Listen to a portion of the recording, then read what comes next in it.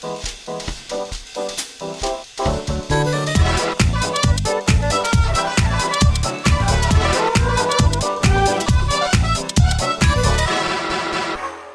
me introduce you to Keith Knight. Hello, and welcome to the Saladcast on Sunday, the 12th of March, 2017. I'm your host, Dan Train.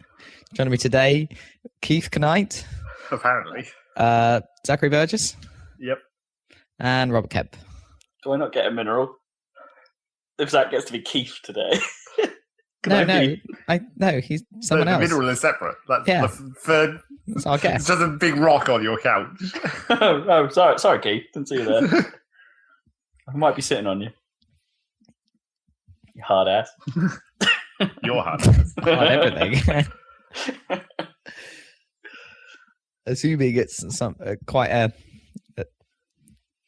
hard rock. I'm sure there are some soft ones. I'll be honest, Not softer than your ass, though. I don't know, maybe they. Comparative to an ass, a rock is always hard. Even Not if it's it's like falls apart and like becomes all I don't crumbles. think that counts as a rock at that point, though, does it? Crumbly rock. Is a powder still hard?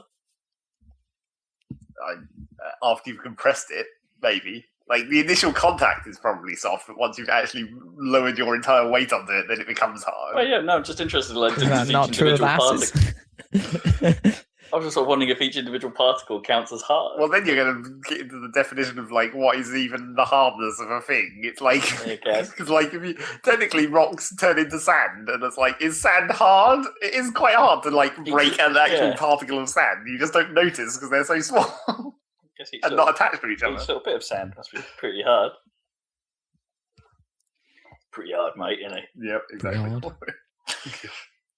Wouldn't like to go out and get sand in a fight. If you grind up sand, does it get finer? You could definitely get sand that's finer and sand that's coarser. Yeah. You can buy them in bags that have different like fineness, right? Can't you? Yes, you can. Specify. It's that posh sand. That fine sand. You might not want fine, though. No, I want superb. I'm not going to settle for just fine. Language jokes. We're so full of them. We're so funny. Mainly jokes about how we don't fucking know what any word means. Well, apparently we don't know what hardness means. No. Oh, the hardness has always been a like dumb non-science thing. Where it's like you measure it using. But you measure it by mashing two rocks together to see which one's harder, basically. Yeah, pretty much. Damage. So, what is there anything harder than diamond? Or is diamond still the hardest of the hards? I don't know what there might technically be. It's probably like, if there is, it's probably like not at natural temperature and pressure or something. Right. You can probably make stuff harder than diamond by applying a variety of extra force to it. Apparently, you can burn diamonds because they're just carbon, right? So when you like buy a razor blade and they claim that the blade is like diamond coated or something, does that actually make any difference? They don't claim that, do they? I'm sure they did at one point. They were like diamond blades. Load of crap. Wilkinson sword. Like, obviously, you can get actual diamond bladed like power tools and stuff where they've got diamonds in the. Well, those but they're aren't really expensive. Bladed, exactly. No, not it's bladed. Diamond encrusted, really. Yeah, exactly. But that's expensive, obviously, because I mean they're not natural. Well, it's not diamonds. that expensive because of industrial diamonds. Yeah, they just make diamonds. They're shit diamonds, but shit you make them. Right, but that's probably what they are, aren't they? Like, they're still well hard. But I don't think they put industrial diamonds in razors. That would still be too expensive. I guess they I could. could have sworn they did. Like there were some ads about that. That wouldn't. I don't think that would work for a razor blade because I think the hairs would be too small to the like size of diamonds that you'd need. Like it wouldn't be like it would be encrusted in diamonds. It'd be like diamond powder, and I'm not sure that would actually cut better. I don't know. When you get down to really small scales, that's where like hardness and edge becomes a weird problem. Well, I've just like googled it. Yeah, of course. And it just says like Dimaze diamond tipped razor blades that can split hairs. Back in 2010. They can split hairs like all razors do. Are you sure it's not just a marketing thing? But I mean, like down the middle. No, they probably. The one I'm thinking of is almost certainly a marketing thing. Let's be honest. Yeah. Synthetic diamonds offer key to razor blades that will last years, not weeks. We hope they'd last literally forever. If it's literally a diamond and it's cutting hairs, that should never wear out. Yeah, it's the hardest thing. Never get Except, as I said, once you get to like microscopic scale, you're talking about edges, and even diamonds can wear out on an edge at that kind of scale. But maybe it'll get really cheap to make them, and then we'll have like diamond kitchen knives and things. Diamond everything. But then on some level, would you want that near your face? Well, it's the same difference as a really sharp metal thing, isn't it? I guess, but like, surely you want that just that little bit blunt. So it's like it's not going to. I don't think the bluntness difference between a diamond edge and a piece of metal is going to make that much difference to your skin. It's as we've mentioned about asses and rock. The equivalent hardness makes it irrelevant. The whole point is to get it sharper, right? Why would you bother? Like, that's what all the marketing's about. Yeah, sharper and long lasting. Yeah, I guess that's because the edge would last longer because the diamond wouldn't wear off on the edge as fast. I'm like those bloody like strips that they keep putting on razor blades. That always seems to be the first thing to go. Well, that's the point. Like they want you to buy more refills for their bullshit softening edge thing. The blade's still fine. It's like the little crappy bits are all ripped off, and I'm they're wedded to their my face with plastic. But their razor business model. It's the same model as with printers, where you get a cheap printer, but then you have to buy expensive cartridges. It's the same. Yeah. Except in razor blades, it's probably even more proportionally ridiculous because the handle is probably like 2p in terms of like equivalent materials. Well, you're an electric razor man, right? Then, so it's. I am, yeah. So how often do you replace the blades on that? I don't. Yeah, that's what I mean. I've never replaced a blade on mine either. My one claimed that it was like you're meant to pour this stuff on it and use that to like preserve the blades better over time or some shit. And I've never done that either. So mine are like wash it with water and let it. Yeah, sure. Yeah, mine too. And also it came with a little squiddy. But I don't use those flower head things. I only use like the trimmer part that I had to buy separately. So it's like basically. Oh really? Because I never go. Have you ever seen me no beard in the last? Right. 3 So years? you just need a beard trimmer thing. You can get them separately rather than the little. Well, that's what I've got. Yeah, razor. Yeah. Well, no. Yeah, I went and I got one of those. I've got a Philips with a flower head basically, and it came with a little trimmer that was on the back, but it was only on one setting. Right. No, it was like a whole different head, but it was like a one setting thing, and it's like, oh no, I can actually go and get a head that has adjustable, bigger and proper settings to it, so I can grade my beard properly. Grading. Yeah. Yeah, I don't think the sharpness matters too much if you're not going for a super clean shaven look. No, even me without a beard, like I don't care that it's like not. It's like electric razors. Those flower head formations, the blades that they're using to cut things aren't technically that sharp. No, because it's two intersecting planes is making the cutting. So it's not. It's like a pair of scissors. It doesn't actually have to be that sharp to be able to cut the hair. You're just sort of mashing the hair into non-existence. That's a technical term. You're mashing into non-existence. You squeeze it so hard it poofs away. It's the same way you kill flies. Yeah, pretty much.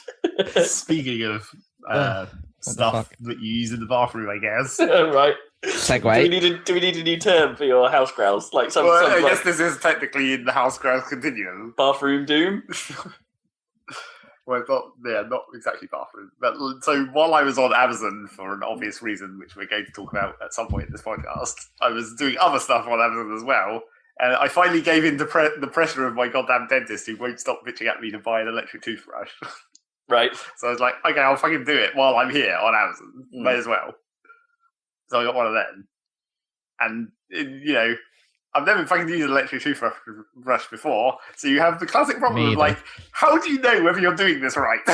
You get one of those ones that has like a little Bluetooth timer on it that tells you what you're supposed to be doing. You cannot do that. Those are so ridiculous. And even the ones now that timer, I mean, come on. Have you seen the ones that link to your phone now? So instead of having their own little readout that you just leave in the bathroom, you have to mount your phone. More sense. But almost, except you have to mount your phone somewhere in your bathroom. You can just prop it up on the sink or something, don't they? But why would I want to prop my phone up on a sink? It's like it's wet, disgusting land. We'll put it on the back of the toilet. That's still not good. It's still not good. With the toilet closed, obviously. You don't want to accidentally. I won't put my phone anywhere near a toilet. Apart from, how many times do you take your phone into the bathroom every day. They're in my pocket, yeah. Well, that's pretty close. It probably could fall out of your pocket quite easily. Possibly, yeah. Depends how loose my pockets are. But yeah, so I brought this electric toothbrush, and this is the bit which, like, it's another one of those things that I always seem to notice where it's like modern design failure, where dentists recommend that you should brush your teeth for 2 minutes. Yeah. And like you have to make sure, and that's why they have timers on the toothbrushes to make sure that you're doing it for sufficiently long. Yeah, then they like specifically give you 30 seconds in each quadrant as well. Well, except that's the thing. It's like they give you the timer like is split into 30-second pulses or whatever, where it's like after 30 seconds it pulses to let you know to move on. Except, as it turns out, in your mouth there are 6 surfaces on teeth, like front and back and top. Yeah, and it specifically says in the manual for this toothbrush to do front, then back, then top, in that order, on upper and lower jaw. So you'll notice that there's in fact 6 places in your mouth that you have to do, and the timer is in 30 seconds chunks. So basically you're going to brush your teeth for 3 minutes, because the timer doesn't account for the fact that there's 6 parts instead of 4. Well, no, I thought it meant when I said quadrant, it's like front is a quadrant and back is a quadrant. Like you literally you spend your time going. What you mean, like left around side? Yeah, you get like top left for 30 seconds, that's and not then top very right. efficient. Like you want, but you do have to like line. switch your. Well, I don't know about with the manual toothbrush. I have to switch the way I'm holding the toothbrush to do from left to right. Yeah, so flipping the grip would be a. Oh, I don't do that. I just sort of do a weird angle. How do you get to the back of the other side if you don't flip your grip around? Oh, actually, I can't quite imagine it unless I'm doing it. You can't imagine how you're doing it. And I'm now bending my hand in weird contortions and go, no, you're right, that feels weird. No, I should just put a finger on my mouth and test it. No, I think flipping the grip isn't as bad as trying to like manage the like rotation all the way over. I think you're very. I think maybe I do it like that. You do it like that? Yeah, so I don't actually let go of the brush at any point. I was just you don't have to let go of it Rob to was flip doing the there, grip. and it still didn't make sense. No, but I mean, I'm not even trying to move it. But yeah, it's like if it specifically says in the manual that there's 3 different areas on each set of teeth that you have to do, where it's like front, back, and top, and it's like make your fucking pulse 20 seconds, make way more sense. Make it a nice even time. Although on the other hand, a lot of the time with this 30-second pulse, I still feel like I'm not spending long enough. It's like, wow, I don't think I'm done. You know, you can split 30 seconds into 3 quite neatly, right? Yeah, but then you have to do the timing. The whole point of the timer is it's meant to time the amount of time that you're meant to do it for. I mean, if you regularly go over the time, then I don't think you need the timer, do you? Because you clearly don't have a problem. I don't think you're overdoing it, are you? Well, it's like, is the dentist recommends 2 minutes because you're not meant to go over as well as you're not meant to go under? Yeah, it's probably more likely you're meant to go under, unless you're wearing your teeth away. But is all going over also bad? Eventually, I don't think over wears your teeth away. I think over potentially damages your gums. Sure, that's what I'm thinking. Worry. Yeah, but that's more about. I feel like that's more about how hard you do it rather than how long you do it. No, well, with an electric brush, really, that's more about how the bristles are. It would still fuck up your gums if you did it for a really long time softly. I guess. Erosion. Yeah. What, for like Rocks. 10 minutes? Yeah, brush bristles are harder than gums. Hey, I went to the dentist for the first time in what is apparently 14 years. Okay. Yeah, I think mine would be about that. Actually, well, that's not strictly true. I had to go in for an emergency one once when a wisdom tooth was growing at a right angle to where it should be, and got a little bit nasty. Anyway, but the proper checkup, first one in 14 years, and he took a look at my mouth and was basically like, "I'm so surprised there's nothing rotting here." Yeah, just like, you're very lucky, but go see a hygienist. And then you don't do that because fuck hygienists. Well, I'm going to try it because I've never done it. Well, I've done it once. Those people are weirdos. But that was the only time I had it was because it was when my braces came off. Yeah, and your teeth. You kind of need that. Yeah, because you've got all other gunk in there that's like was hidden by the braces. Like now we need to scrape all this off. And in fairness, my teeth are kind of skank, right? It's like they're not bad, they're not unhealthy, as it turns out. They're just they just look a bit skank. So and your funny gums. Don't forget the funny gums. Yeah. So there, I brought that, and I also brought a dehumidifier for my bedroom. Bought. I was like, God damn it! I was trying to work out. Well, I brought it into my bedroom. That's Well, true. You bought it and then you brought it. That's true. That's the thing about buying things is you almost always bring them as well. So you can't really go wrong with that. Unless the only place you're ever going to have them is like directly behind your front door. I guess, yeah. They just deliver it. Someone and else brought it. The box opens itself in place. And you're... So I got that for my room, and it was just like, because I always had the suspicion with like this cough that I have and have had forever, as you are well aware on this podcast. I was like, maybe it's moisture related because it's clearly a wet cough. It's not a dry cough, and it never gets sore because it's wet. Sorry, this is amazing. About phrase a wet cough. That's what it is. I know, but it just sounds so wrong in my head. So I got this dehumidifier for my bedroom, and the trouble is, of course, that it runs into the ever classic problem of is like, did anything change, or was it purely psychosomatic? Where it's just like, I got a dehumidifier, and then I thought that because of that, my cough should get better, and then it did. Well, apparently like, the classic problem. Yeah, because supposedly the placebo effect works even if you know. Yeah, really? Well, if you know about the placebo effect, not necessarily. No, if you know, but even if you know that you're taking the placebo. Yeah, so if you're given sugar pills and they say these are sugar pills, you still feel better. Apparently, well, is that not just because you're eating sugar and sugar is awesome? maybe, or like inert pills. Different effect. You're just like, I suddenly love sugar. It probably doesn't take as much effect as if you're in the dark, but still, it has some effect. Yeah. To make you feel better, even though you're doing absolutely, literally nothing. So I think I will. But it's like this dehumidifier is clearly getting moisture out. You can see it collecting it quite slowly because it's actually quite small. It's probably too small for the room. How much? Because my brother had a problem with mold and stuff in his flat in London at one point, and they got a dehumidifier, quite a big one, and like it came out with buckets of stuff. Like there's tons they of. Can do. They really can do. I mean, that's the other question that I have about this little one is like, it seems to be outputting approximately a continuous amount of, like, it's putting out the same amount of liquid over time. It's like, that's just from outside. Well, it's like, is it working through what moisture is already in the room, or is this like, has it reached the balance point where it's like, I'm outputting that much moisture, so it's only getting that much moisture continuously? Was my room ever moist at all? That's the actual question that I have no fucking idea about, and you can't tell, really. But is that just the rate at which it? No, so it doesn't look like it spat out tons and is slow. Do you mean? Yeah, it's continuing to go at the same pace, but then it's like, has it got through all the moisture that was already there? It's like, is it going to slow down at some point, or am I just outputting enough that it's going to continue at that rate forever? So is there a way you can actually just measure air moistness? Well, I mean, you could, but you'd have to have a piece of equipment to do that.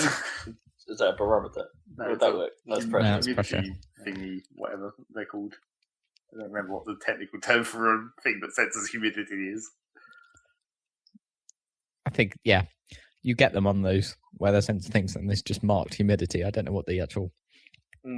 Unless that's just pulling it from, the internet. Well, it depends on what the type of sensor you have. Yeah, well, they broadcast that stuff over radio as well, don't they? So if you have a sensor which has actual sensors rather than what is functionally just a display that tells you weather information. Yeah. So there was that. I also got a new Xbox 360 controller because my previous one is wearing out, and I had a moment where I was like, surely they're not going to make these for much longer, except they probably are, really. Because I think probably Microsoft... It's probably just an epic backlog. Well, it's just an epic stock of them. Sure. But I think probably Microsoft knows that maybe people still like that one over the Xbox One controller in some ways. I don't know. I think Microsoft want you to buy an Xbone controller these days. They still sell them though, don't they? Yeah, but I don't think they're manufacturing them. I reckon it just must be... It must be just back stock, right? It's not in their interest to keep manufacturing them, surely. Well... maybe, but then like you have the situation where like once games on like PC started actually supporting the Xbox controller properly and like all the button prompts and all that stuff, they're almost all the same for the Xbox One controller, but not quite. Sure. Well, you just start and back. They're the only buttons that are different. Hygrometer. Hygrometer? Hygrometer. Yeah, I guess. There you go. I think I've heard that before. Is that like for measuring the drug Humidity. inducedness of your The what? the hygrometer? Okay. It seems like you measure it sort of indirectly by measuring something else. Well, it's probably measuring like the conductivity of the air, right? I mean, I Well- guess that's how I think you'd do it.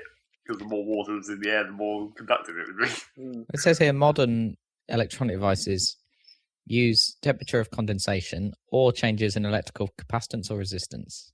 Yeah. Some kind of electrical sensory type thing. Yeah. Some kind of sensor, obviously. Some kind of tricorder type willy wee measurement. Willy wee. Captain, this entire planet is made out of willy wee. And also the other problem with this electric toothbrush, which is only a problem for me, is that because I sleep at weird times of the day, I can't really use it at night when I'm going to bed because that's like 3 a.m. Oh right, and you're slightly conscious of it going. It's a bit loud Mm. in the bathroom, which is not far away from where people are sleeping. Mm. So I was like, yeah, maybe I'll also keep a manual toothbrush for those times, and I'll just use It's a morning brush. yeah, Okay. use the electric toothbrush in the morning and when it's fine. Extend the life of your brush head. Well, yeah, I guess. Use it half as much.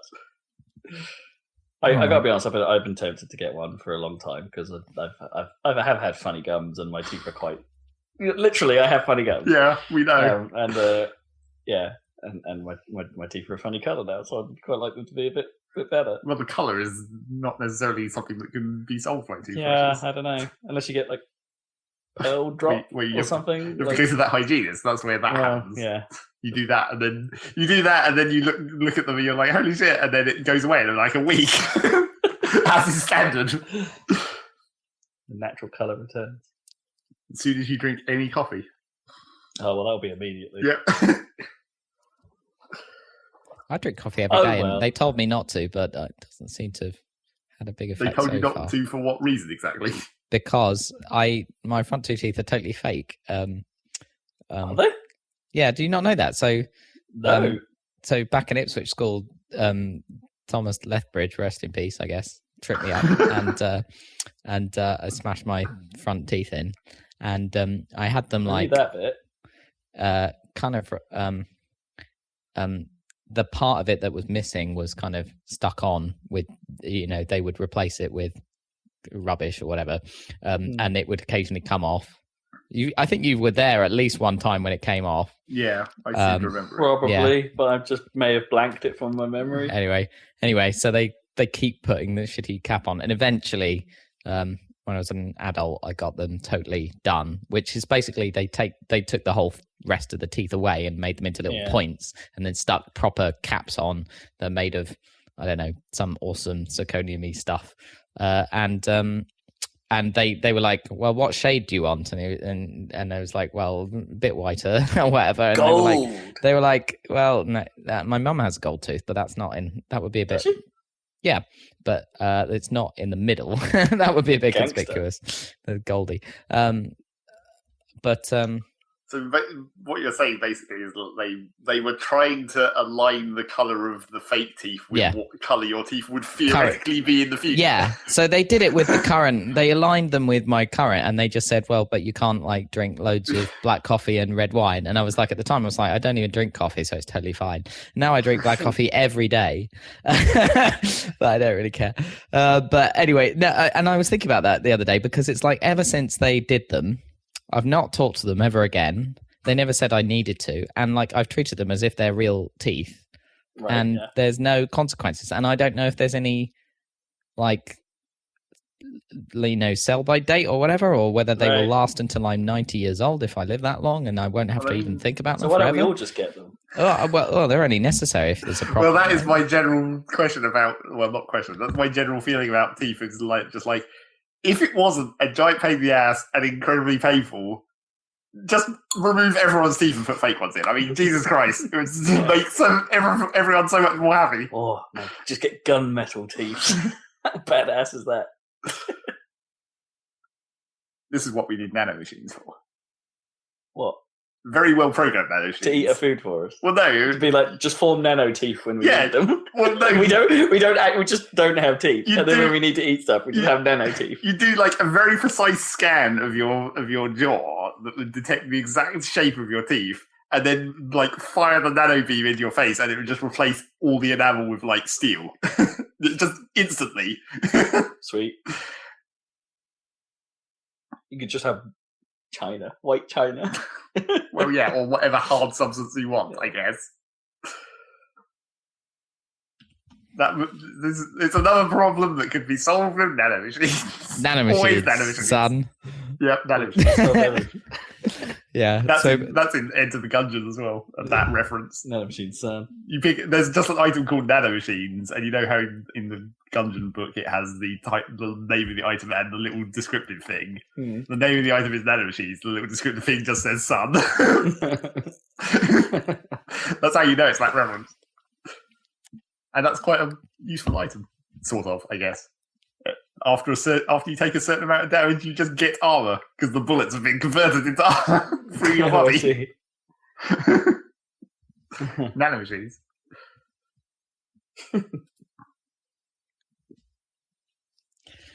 Right, we should get on with the news at some point. Oh no! Hear when I'm talking. What's this new ear problem? I can't hear it on my right ear right now. Ear news? Why not? Because it's filled with crap. Oh, that happened to me, didn't it, Zeg? And you had to come with me to the doctor's. Well, I made you come for some reason. I can't remember why. I don't remember that. It was really. Yeah, you did. You must have driven me, right? Did you? It was. I only had to go. Likely. I only had to go from like Elmswell to. Yeah, I think I do remember. I drove you that bit. 5 minutes. Yeah. From like Elmswell to what is that place? I didn't go into the doctors or anything. No, you just were outside. But it was painful, man, just having crap in your ear or whatever. Oh, well, mine's not that bad. Mine's not been painful or uncomfortable or anything like that. Mine was, definitely. It's apparently, because it happened last week. I've had it a week now. And so, I did my run. I got in the shower, got a little bit of water in there, got out thinking, this will be fine. Wasn't fine. Yeah. It hasn't cleared. Didn't clear for ages. Right. Zach and I watched the Super Bowl, and I was like just tilting my head to one side the entire time. And then so a few days went past, and people were like, that's probably bad, and it's like an infection and something, and it's like, ugh, better get this checked out. Except I was up north for work, so it's not in range of doctors. So it's there's no doctors up north. There's no doctors up there. No, they just make do. No, I found a minor injuries unit that I could just wander in, and fortunately, ear problems are considered one of those cases where you can just go get it checked out. Walk-in centre, yeah. This nurse shoved one of those ear examination devices. Yep. Really harshly into my ear, just rammed it in there. Bastards. And they're on a time limit. they've got to I guess they don't have to do it. Yeah. This is just triage, and then she was just trying to examine. Just shoved it in there and be like, "Yeah, it's compacted wax." And a bit of my head was just like, "I bet you just compacted it." Just shoving it, and it's like, "Yeah, get some olive oil and shove it in there, son." Yeah, and it's like, "Well, I've already been using this hydrogen peroxide based stuff. All right, I'll swap to the olive oil. Maybe that'll make a difference." I'm still blocked. I did the olive oil thing for like a week. Didn't do anything. So what solved it for you? That the doctors did it with it. The nurse did it with us, and they syringed it. Yeah, syringed it. They call it syringing, which is a stupid word for something that is not syringing at all. Why they call it syringing, I don't know. Well, aren't any of those squeezy, pressury devices, whether you're sucking or pushing, syringes technically, no matter what size they are? Isn't a syringe just like a really fine tube at a certain point? Yeah, I guess. I thought it was just anything that had a plunger that you could was technically a syringe. Yeah, maybe that as well. Yeah. I mean, they wash it out from behind, right? They dig under it and then squish it all out, and it all comes out, and then you're done, sorted. And there's nothing you can do at home to solve it. And then they can do it in literally 5 minutes. And then I asked them, well, is there anything I can do to stop this happening in the future? And they were like, nope. Yep. So I'm basically in the same situation. I'm going to give it a few more days. I think, just to say I followed the advice. It's on my file. It's been another week. Yeah. Can you please sort it out? Yeah. And then they just do it. I swear it took 5 minutes. Yeah, it doesn't sound like it's difficult. And my mate Jay was saying that I could just go to River Street and they'll sort me out, and it's like, yeah, that's a problem when I'm not at my GP's. Like, just not convenient. I've only ever had my ears get blocked up occasionally, but never enough for it to actually be a problem. It's just like I've always solved it with precise applications of like Q-tip or whatever. Oh no, you're not supposed. Well, you're not supposed to, but you can if you're precise. You have to be careful, but like it's totally a viable option. Honestly, I think I think there was. I had an inkling that something was coming in that ear, if you know what I mean. Like it didn't. Like I think I could wobble it sometimes, and it sort of feel like it blocked. Well, yeah. Like when you block it, and then you move it back, and it's like, oh, it's fine. So it was probably coming, but it then just jammed itself in there proper. Good and proper. Yeah, so I can't hear. It's a bit of a problem because we're at the end of season 7 of the Saladcast, and I need to be thinking about a new theme tune that I don't really want to make with only one ear. Just wait until you get it sorted, and then it won't take long. We'll just have to use the Tardcast music for a few weeks. Well, yeah, we could take requests. Which version of the Saladcast theme shall I use this week? You got any ideas for genre? Oh, I think didn't you, Zach, suggest I do something like in the dub reggae style? Yeah. Yeah, I'm up for a bit of dub. I love a bit of dub.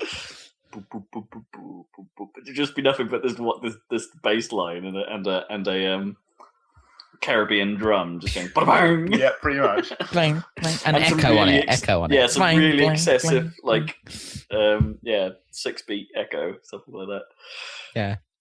I still love that album. That I don't know why my dad had it, but I found it on Spotify, and it's not called what it was called on his, but it's an old Sly and Robbie album from like 1972, and it seems like Sly and Robbie put out about 100 records, but this particular one, no one knows it, and it's brilliant. I use it even when working. It's quite good.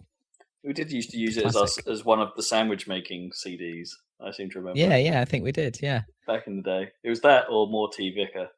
That was the sandwich making music. Oh, I forgot about Morty Vicar from the Men in Black soundtrack. Yeah, Morty Vicar. It's by Some Cow Funk. Oh no, wait, no, that's another one of their songs. I think Some Cow Funk. Dang, I can't remember who they are now. But yeah, I've actually got those tracks. Cool. Forgot about that shit. Yeah,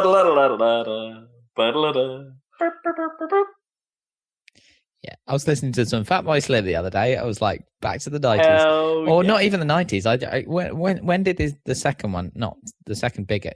Halfway between the gutter and the stars. Was that still 90s? I guess it was. That would have been right on 2000, I think. Yeah, 2000. That is a good album.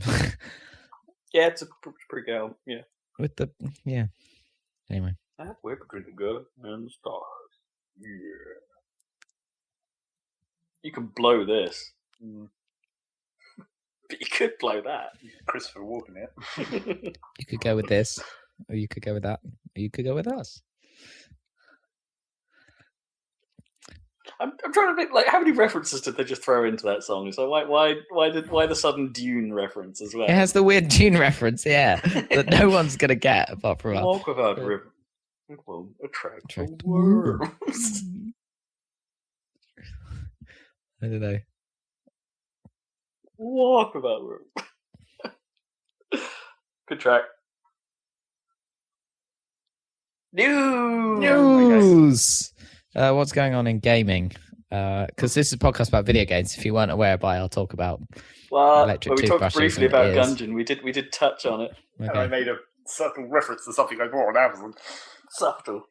So that's not news though. Subtle. Well, it sort of is. Let's get through what we got. So, Carmack v ZeniMax. What's going on with John Carmack? Well, John Carmack doesn't like ZeniMax very much, it seems, because he sued them for $22 million for some unpaid money when ZeniMax bought id. So I guess he's a shareholder of some kind in id. Oh, it makes sense. He must be a founder of id, right? Probably. So yeah, after all this nonsense of ZeniMax getting what they still managed to get a hefty payout out of Facebook and Oculus. Yeah, you'd think for the stuff recently, but they didn't get nearly as much as they wanted out of them. Oh, so they're just being more litigious. Well, no, it's the other way around. This time he's fighting. Carmack fighting back, being like, "Yeah, you own me now." Yeah, I need that money to make rockets and shit. Yeah. Armadillo rockets. So I can play Minecraft with my HoloLens friends. Yeah, exactly. That's how this works. I need 22 million for that. You probably do. Well, we'll see how that pans out. That's very early adopters. Okay, No Man's Sky. There's an update, and it's got vehicles and shit. More vehicles. They've Buggies? apparently tried to add some more stuff to the bases, so now you have vehicles that you can drive on the planet's surface to more quickly traverse the terrain if you want to do that, which seems like I don't know. Again, it's like I'm not sure why you'd want to. Because if you go over there, it's the same as where you were before. Drive between all these identical bases. I guess. Well, the question is, like, is it faster to drive there on the land in these vehicles than it is to have to go through the takeoff sequence and landing sequence every time in the actual... I think some of it is because they sound like they're changing the direction of this game, like, to be more of just a fun time exploration game, right? Rather than the trouble with it is that, like, they introduce these vehicles that are meant to allow you to drive around the planet, but apparently, I think it seems like, from what I read, that the vehicles are linked to the base, and you can only have your base on a planet. So you're only ever going to be able to use these vehicles to explore that one planet. Yep. And it's like, well, why would you even want that? Because that's not even exploration. So it's not like a Mako type thing where you can take it with you. No.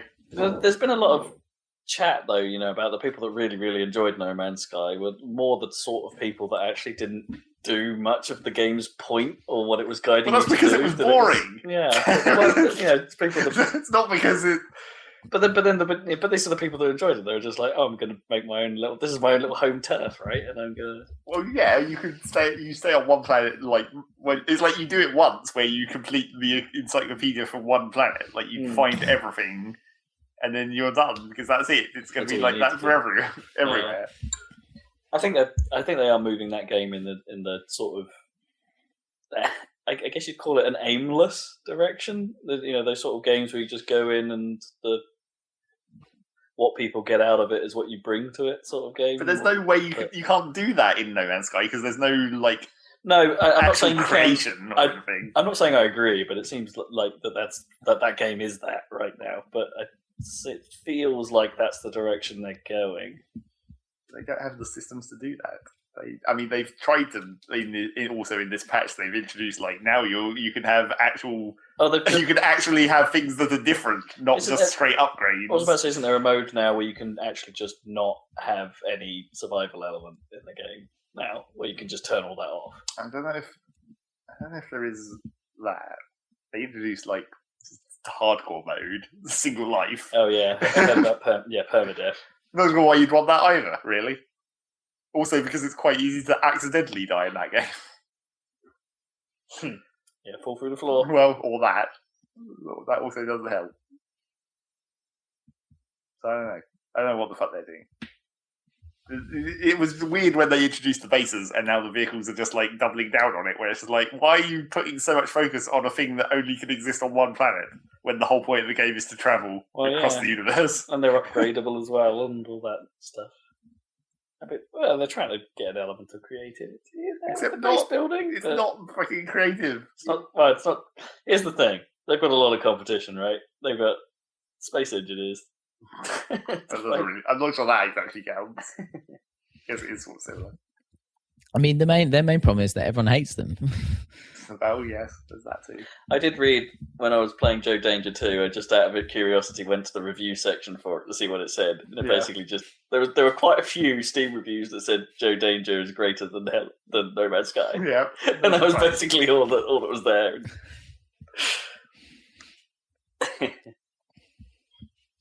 Apparently, everyone back at Christmas, everyone was saying like how that Astroneer game that's come out in early access is like, this is what No Man's Sky should have been like on Planet. Okay. Where it's just like you could make a base only in a more gameplay-esque way than you can in No Man's Sky.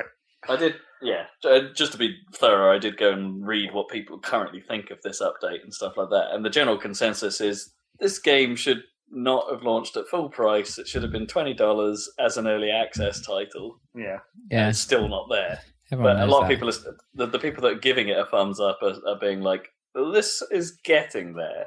But they're writing it like an early access review. But it doesn't fix the other problems. That's the trouble. You keep adding the new stuff, and the new stuff is maybe okay on its own, but it still exists in this dumb, bad world of shitty space T-Rexes and terrible terrain. Dumb, bad world. Yeah, exactly. Okay, what else we got? Peter Moore is quitting the industry. He can't. Yeah, Peter Moore is not only leaving EA remember as that guy? their chief competition officer. He's going to Liverpool Football Club. He totally is. Yeah, Because that's a weird As career what? move, I guess. Manager. he's the CEO. Yeah, of Liverpool FC. Oh, okay. Because he's Just a business guy, basically. Business He's guy. not actually anything Manager to do with guy. actual football. no. Does he still have that Grand Theft Auto 4 tattoo going on? I bet he doesn't. I bet he's got the tattoo fixes to correct that. What would you turn it into?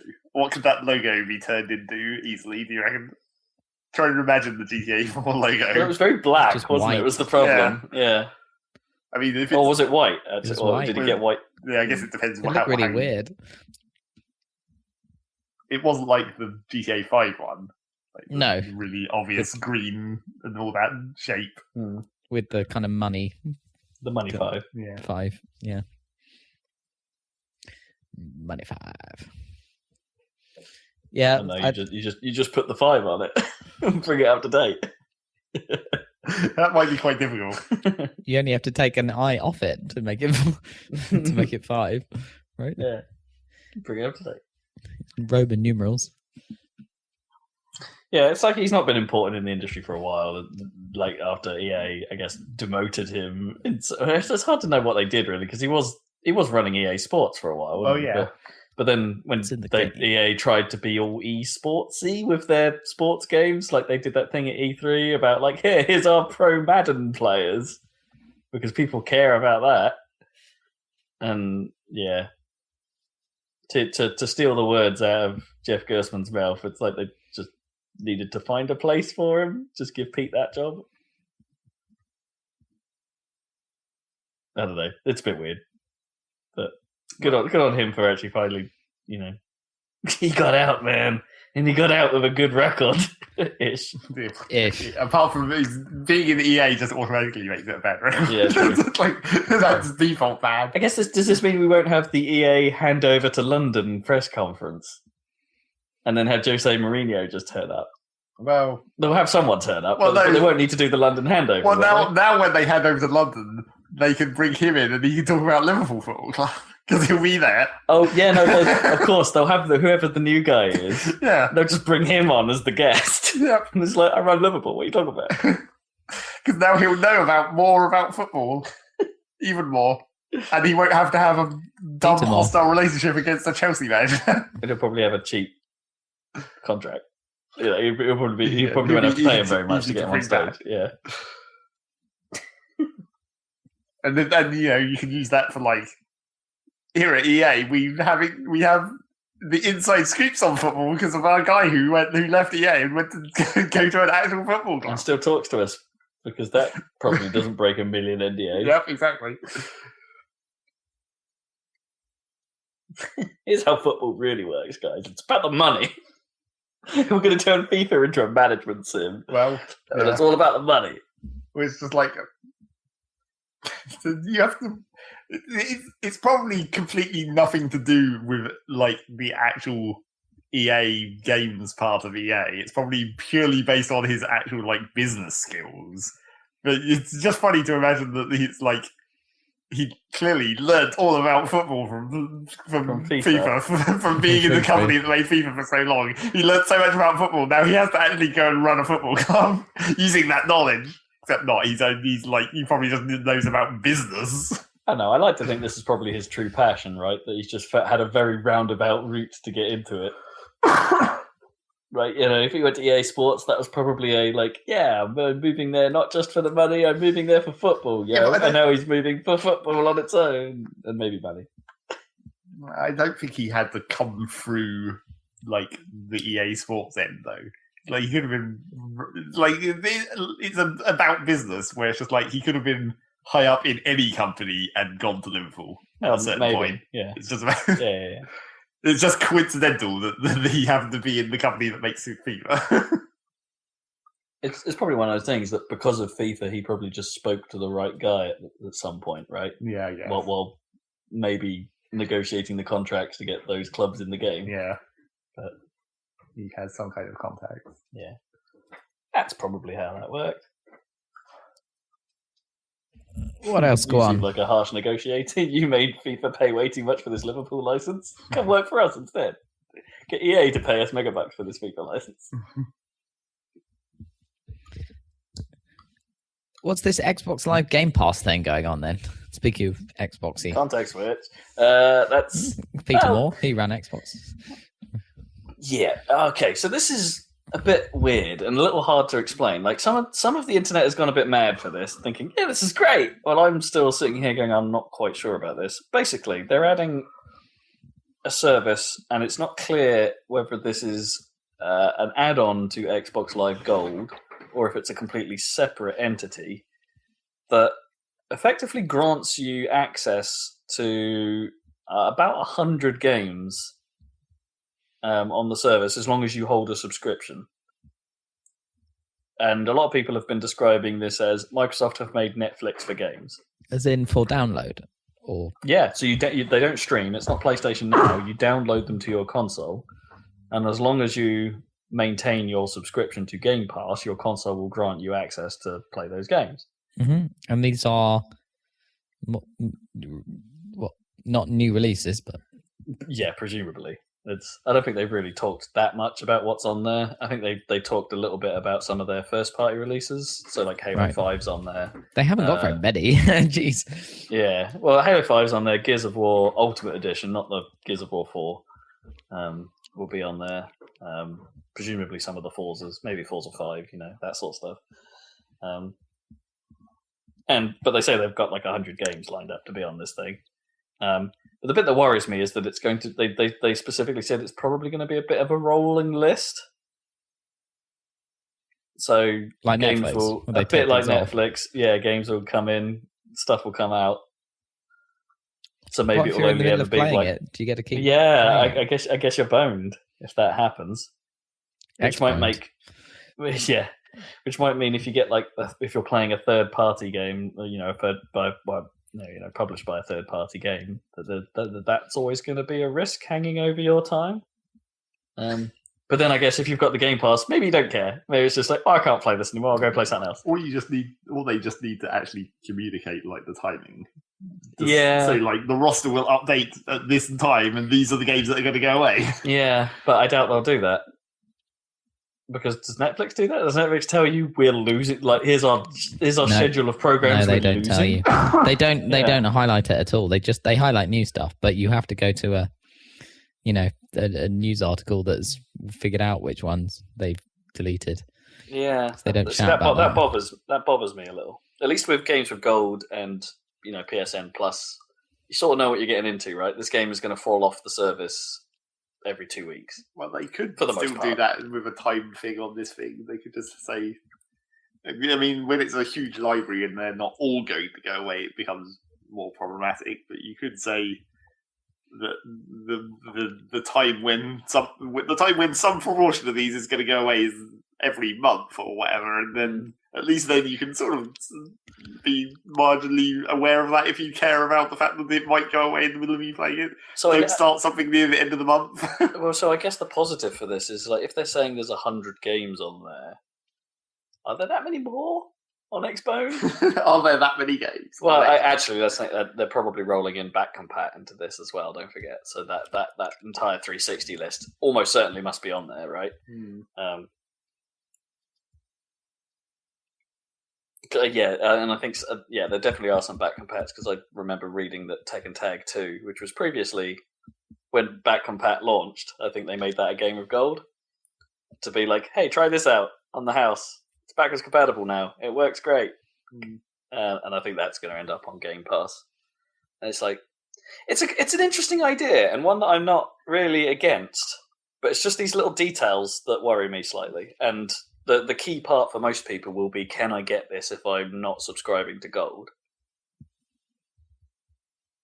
Because if it's like a tenner a month or whatever the number that's been thrown around that it might be, if it's that sounds not bad.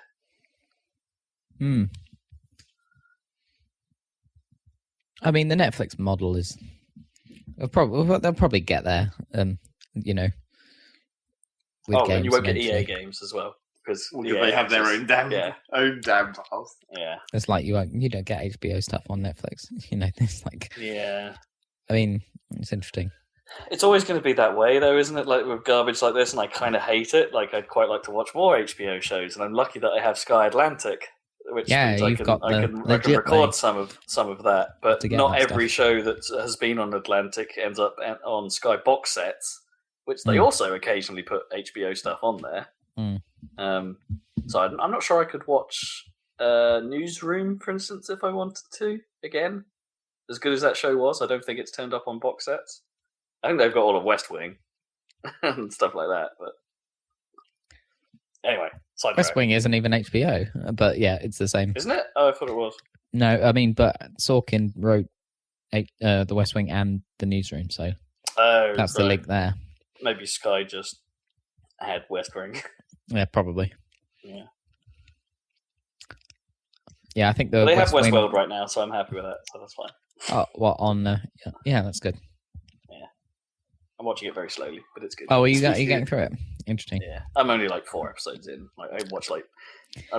The problem Did is you notice? No sort of watching it with me, but she sort of doesn't like it at the same time, and and those episodes are quite long, so actually finding the decent time to watch them is. Did you spot what's her face from Borgen?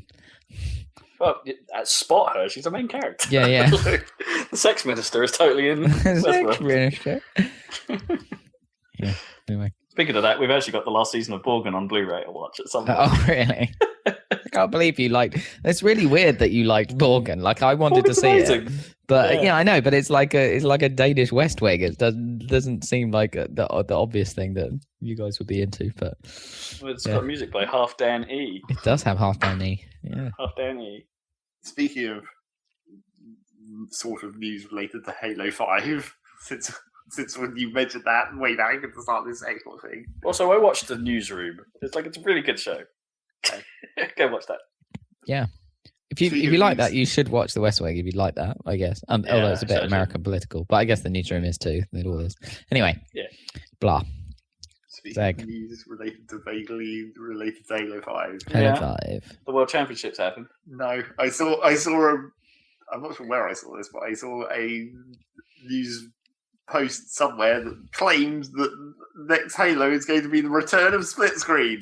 They've decided to revert on that thing that they did. Rightly bloody so. Yep. That was the dumbest, because Zach and I are never going to play Halo 5 now with how it sits. But then, unless they do like 10 years from now, they do a re-release and go, we put split screen. Yeah, exactly.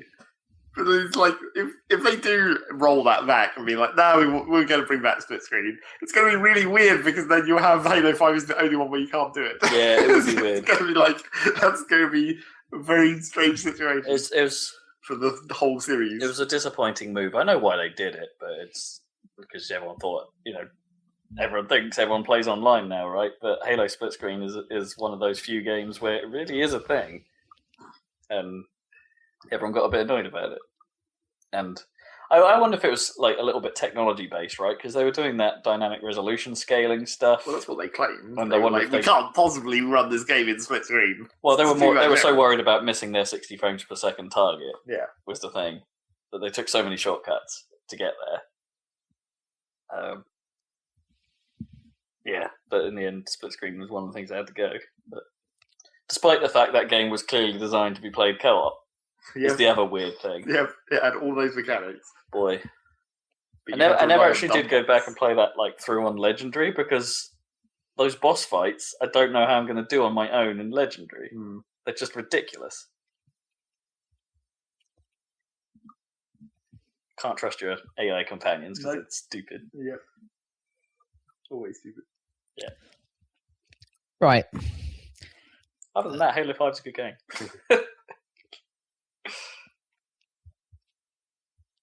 What else we got? Anything Shadow else? of War, Mordor. Yeah, out in Mordor. August.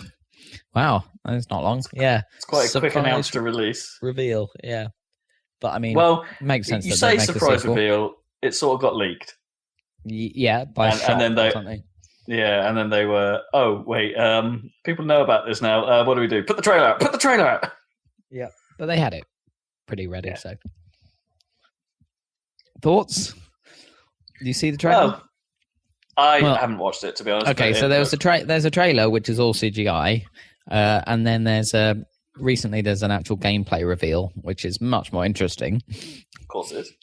For me, it's like well, I wasn't getting on with the original game, but I never really got into it. I'm sure it's good, but I feel like that being Game of the Year is like that's a poor year.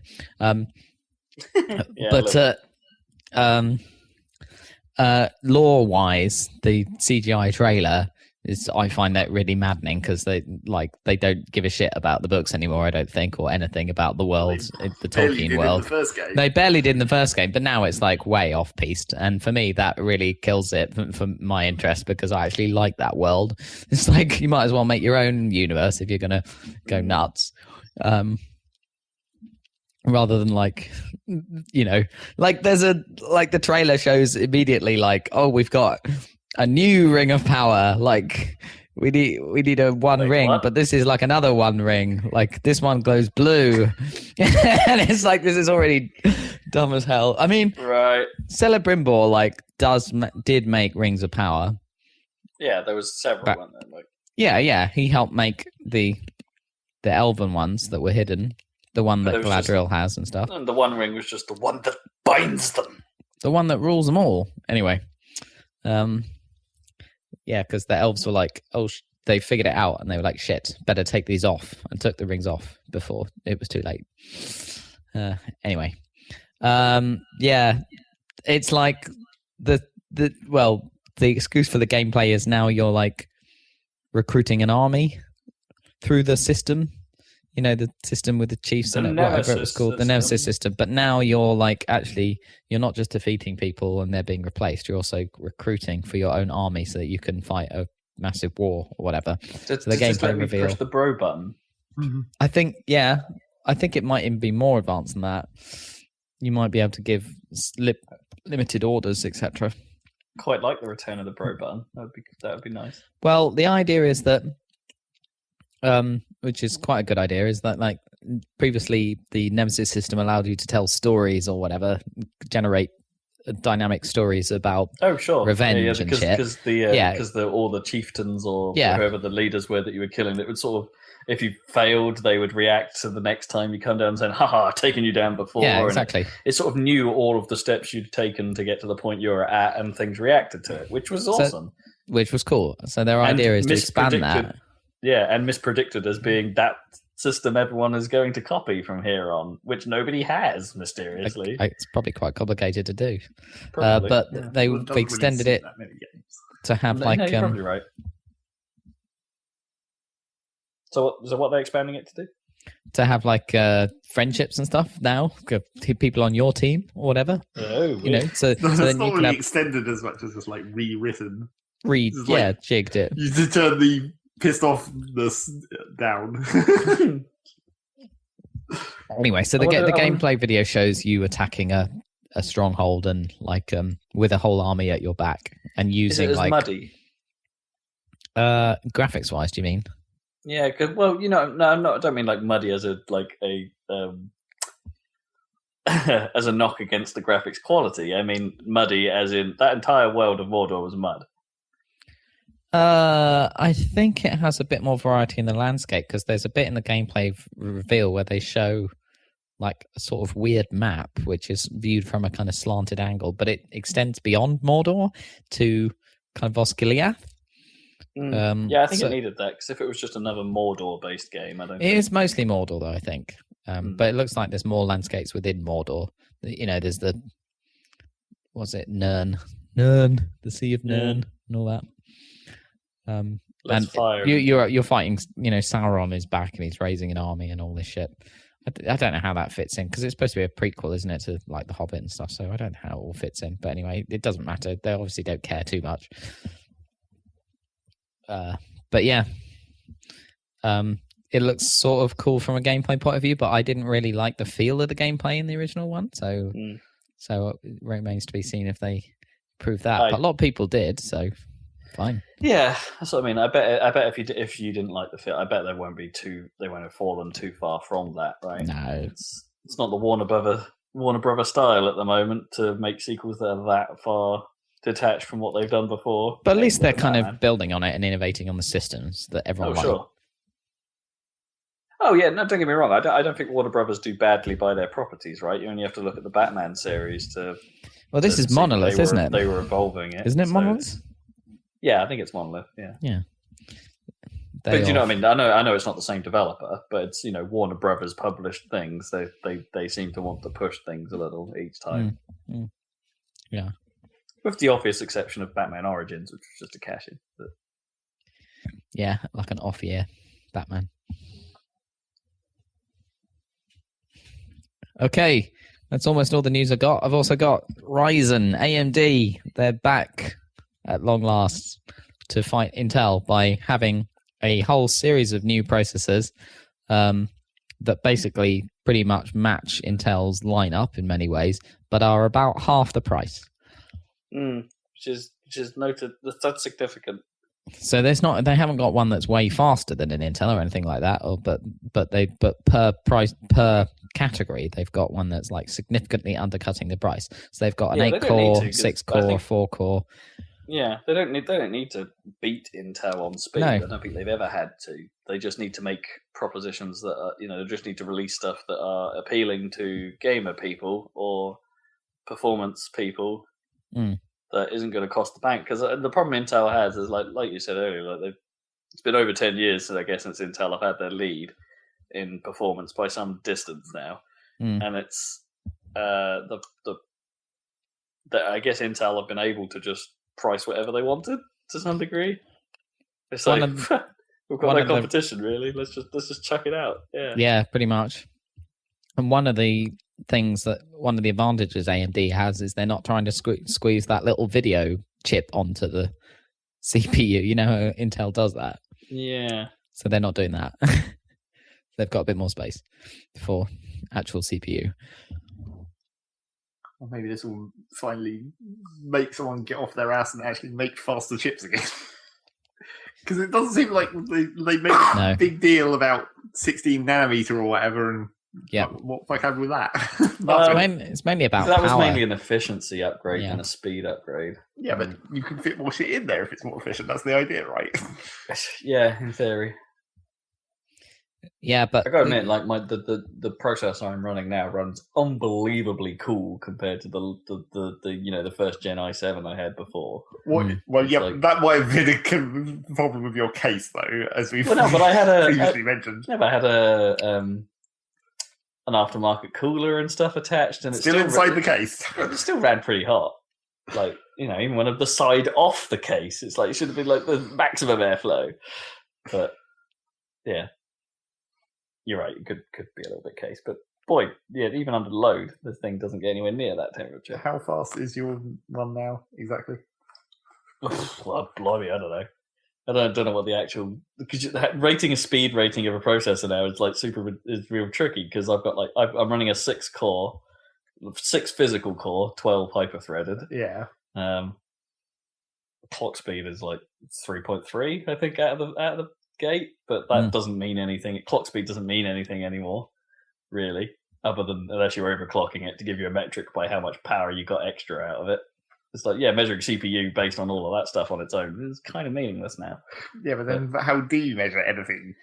You benchmark it. You have to run it through some real life tests and compare it that way. So it's interesting running what these is that benchmarks. Even benchmarking though? Different tasks, like real world tasks. That's what I mean. My crunching processor is really good at video encoding. But is that even based on physical stuff any longer, or is that actually like some even like low level system integration or something? I think if you're using programs like CPU Mark and stuff like that, it is actually testing specific functions and it's doing it in a reproducible way, right? So it's probably the only chance you have is to run programs like that are designed to run exactly the same tasks.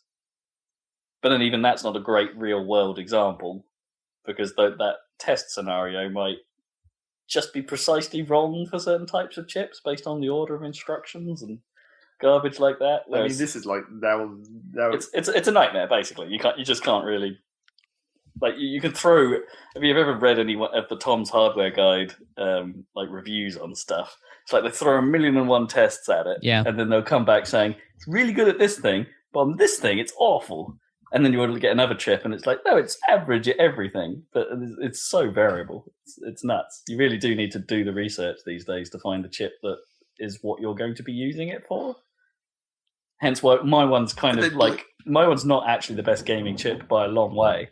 I probably could have gone with a much cheaper i5 model for what I've put in there, but to get the same power for games. But the video encoding extra couple of cores. But then surely, if that's the case, surely, Intel should be the ones labeling their products for those specific. You're probably right. Things, right? Yeah, you're probably right. Yeah, they're really bad at communicating what's good for what. So you have to go. You have to go to these websites to figure out what you need. Yeah, it's like a nightmare.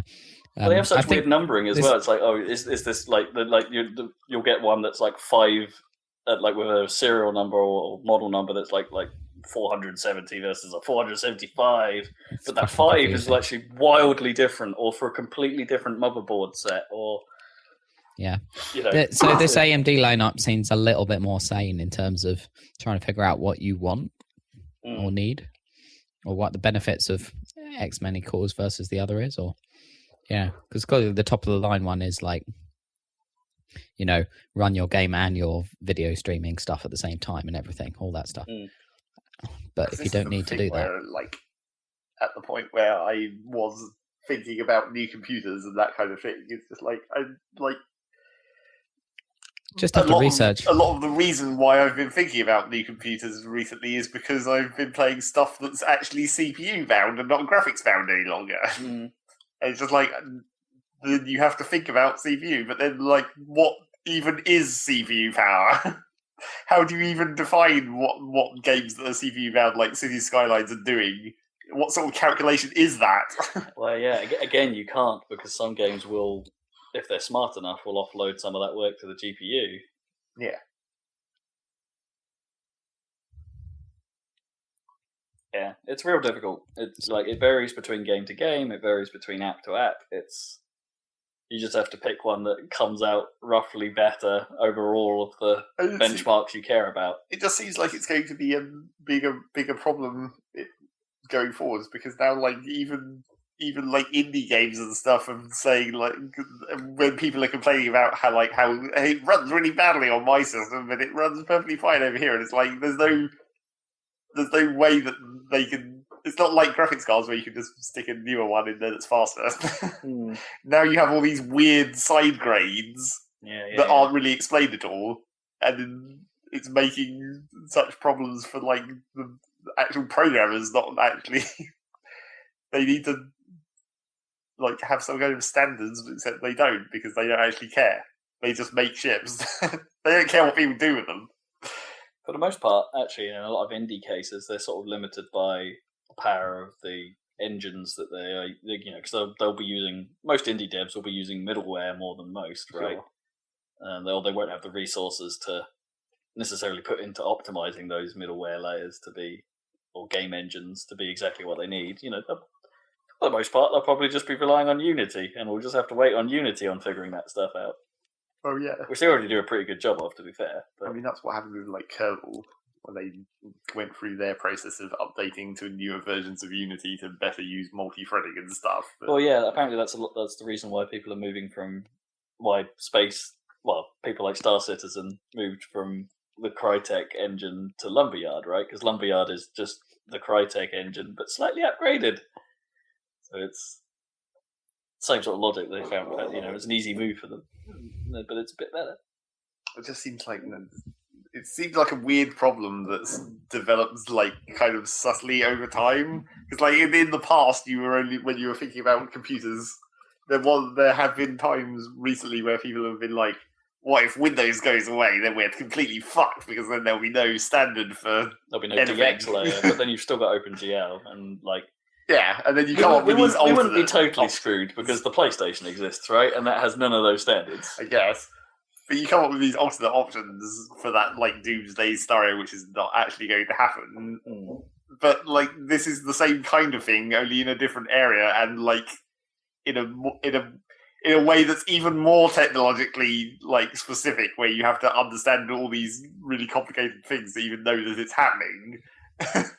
It's just like that seems like an even worse problem. Where like if it gets to the point where people who are making PCs, and I'm not even talking about like people, I'm talking like shops and stuff, are making PCs where they're just getting parts and they don't necessarily know what this part is good for. They just like, well, the number's bigger. Like that's just going to screw everyone. It's going to make the lives of your your local PC builders a bit trickier. Yeah. As people move towards, I don't know, using overclockers to just build their PCs for them. Yeah. But then, yeah, and like I've talked about on this podcast before, I think I made a few mistakes myself when putting the parts together to build my current machine, but cut the wrong corner, basically. But that's in a weird way. That's what PC building has always been, but. Yeah, the CPU landscape is a bit more tricky than it used to be. It's all more tricky, apart from graphics cards. Those ones, graphics cards got easy. The numbers go up, apart from when they decide to reset the numbers, I guess. But then at least it's fairly obvious. Yeah. There's less things to look at in graphics card land. So, is it quicker? Yes. All right. Yeah, no, it's good to have some competition back. Either way, it can only be good. It's good for everyone, Intel included, I'm sure. Yep. Just as long as it's not some kind of weird thing where they've done one thing slightly differently that makes everything slightly not as well supported, like the graphics card situation. Yeah, Radiant have done that from time to time, haven't they? Yeah. The black and white hair tech, where they made such a big deal about it. It's like, this doesn't work on one of these graphics cards because of whatever. Black and white hair tech? It's Black and White 2. Where they made a big deal about how they had that really fancy hair technology, right? And it only worked on. I think that was the one that only worked on Radeon. I think, right? It didn't work on Nvidia. I think you can. What is it like? Tress Effects is only available on Nvidia. So like was it that way around? So like Tomb Raider can only run with that turned on an Nvidia kit. Yeah, it killed performance anyway, even on Nvidia. Yeah. It ran okay. I had it turned on while I was playing, but it was quite a drain. Yeah. That's the same thing that happened with Black and White too back in the day. That was another instance. That was what the only reason. The only reason I remember that is because that was like one of the very rare occasions where it was something that Radeon had that Nvidia didn't. Normally it's the other way around. Nvidia comes up with a new thing like physics, and then all the Radeon people are fucked. Yeah, but now you've got these like more open standards like Vulkan and things like that are sort of trying to just be like, you can just use GPU compute, whatever. This is the standard thing, and DX12 trying to bridge that gap as well. But it's still irrelevant because no one doesn't buy Nvidia really. They've cornered the market, which is probably a problem in reality. Oh yeah, of course. Well, they'll come back just like AMD and Radeon are the same thing, so I'm sure they'll do the same thing with graphics cards. But here's the thing: Radeon aren't doing bad for themselves. It's just Nvidia have had the performance advantage. Well, AMD have but then they've also had the price hike for a while. Like Nvidia stuff is definitely noticeably more expensive than AMD Radeon stuff. AMD have the chips in all the consoles, right? Well, apart from the Switch, right? But it's the AMD graphics and CPU in the Xbone and the PS4. Is that right? I think so, yeah. So it's that way around at the moment. Anyway. That's why they don't get fancy Tomb Raider here. And the 1080 Ti was announced as well, which according to Digital Foundry is like, obviously it's hugely expensive, but it's a lot less expensive than a Titan X or whatever the ridiculous one is. And apparently it's like it basically makes 4K 60 a reality. Yay! Finally. So on a single GPU card. So if you want to spend the money in, I think 4K is ludicrous still, but I'm pretty happy with 1440p. But I'm sure at some point. Although I suppose the other way to look at it is what I would be more interested in, although not right now, is you could make 1440p at 120 hertz, right? Or 140 hertz or whatever, because you're into the fast Yeah, I love my 120 refresh. So maybe that's, that was more exciting than 4K 60. I was looking at fancy monitors again and then kind of got a little they're bit getting stuck good when now. I got a little bit stuck when I saw £700 price tags, and it's like, maybe not. There's like an 800 quid one, which is 1440p with 140 hertz and the G-Sync. Yeah. That's the one, man. The ROG, the Asus ROG. Yeah. Rock or whatever. It's so killer. Oh my god. I was looking at it. It's a bit big for what I want though. It's like a 24-inch. It's like I actually don't want one that large, I don't think. Mine's like 27-inch. They're really good. I recommend I know, but with my elevated desk, the one I'm using is about 21. Something like that. It's not actually that big, but that LG. But I don't really need it much bigger than that because it's already at a nice height and stuff like that. And I'm not sure I really want a 24 or no, it's not a 24. It's a 27. Or something ridiculous like that's that. 27, and it's like that's pretty big. Well, maybe it's the size, man. I love it. If you were to buy a £700 monitor, maybe you could spend like 100 quid on a desk as well. Yeah, maybe. Yeah. Proportionally, that's probably a decent expense. Seriously, I use 27. Although I'd spend more than £100 on my next desk. And I use one at work. And that's the size and resolution, because 27-inch 4K is like you are squinting at UI elements unless you blow them up, whereas 1440p is like comfortable for Mac or Windows. Standard DPI settings, you mean? Exactly. Not that DPI is accurate anymore, but and then in games, because you're never going to get. Well, it's going to be years before we can get 4K with a high refresh rate. That's not happening soon. No. So you'd need a monster. Yeah, and a lot of games already do the super sampling stuff anyway, so it's like exactly. So you could super sample. You could run 4K 60 and then super sample, and then you'd have a super smooth image on a 1440p monitor. Yeah. Anyway, so can't really recommend it enough. But my one is half that price because it doesn't have high refresh rate or G-Sync. Yeah, the next one I get, I'd really want G-Sync. Yeah, no, totally. I would now. Just want to eliminate that micro stutter effect. Yeah, I mean that monitor's got to be so killer. Anyway, 700 quid though for a monitor. That is a bit mental. I think I'd rather buy a new telly. Well, yeah. Well, I think it would last as long as a telly. My TV is over 8 years old. Yep. Yeah, and still fine. For a certain definition of fine. There's nothing wrong with it. There's nothing wrong with it. It works as good as it did 8 years ago.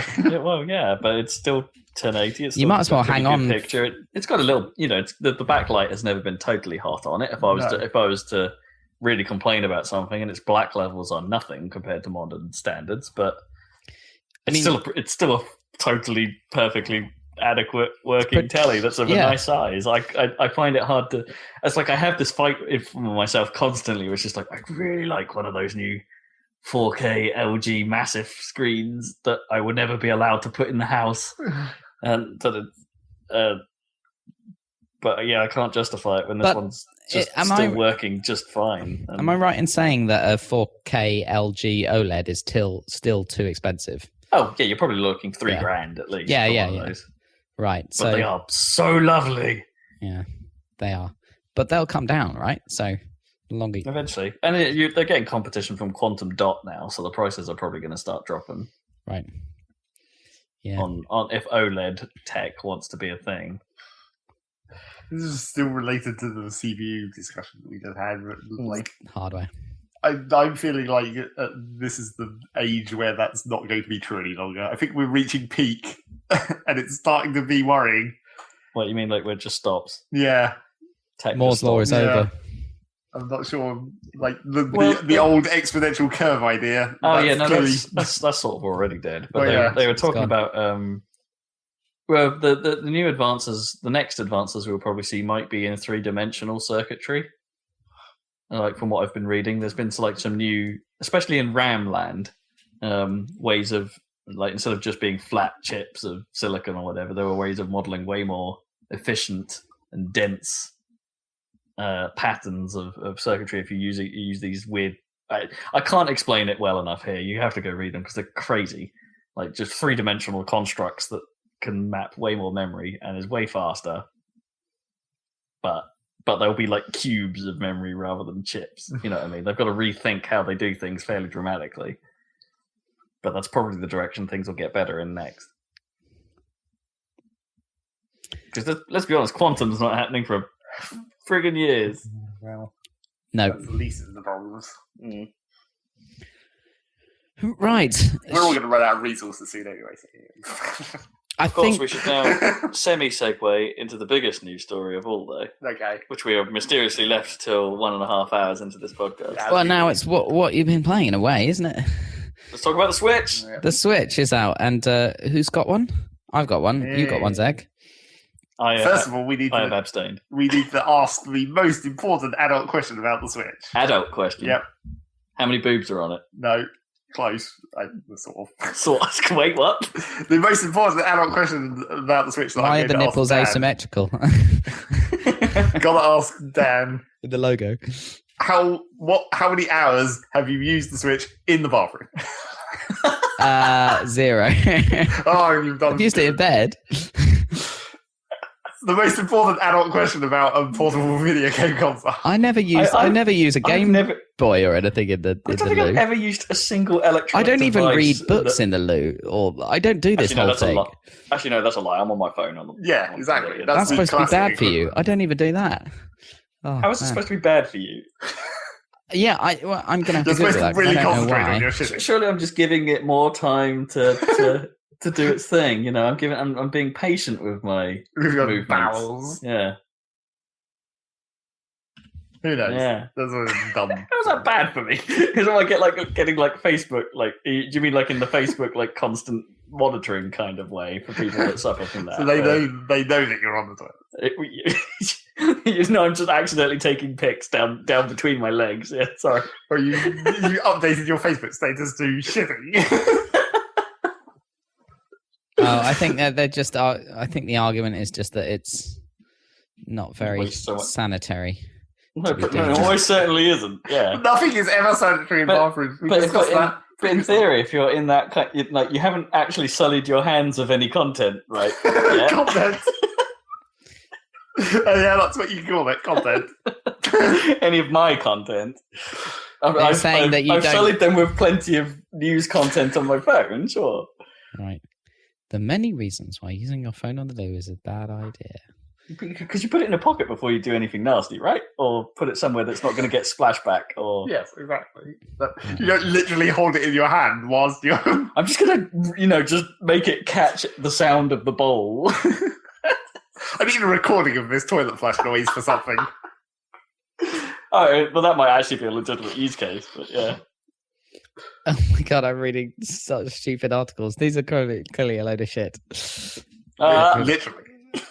Flushing a toilet sets off a poop particle explosion that sends a cloud of bacteria into the air. Or last Well, whatever podcast that was when we were talking about toothbrushes. No, yeah. We've previously discussed that concept. Yeah, sure, your toothbrush is probably nasty, right? Everything in the bathroom Yeah. covered in shit. Yeah. But just not to levels that are dangerous. No, well, yeah, exactly.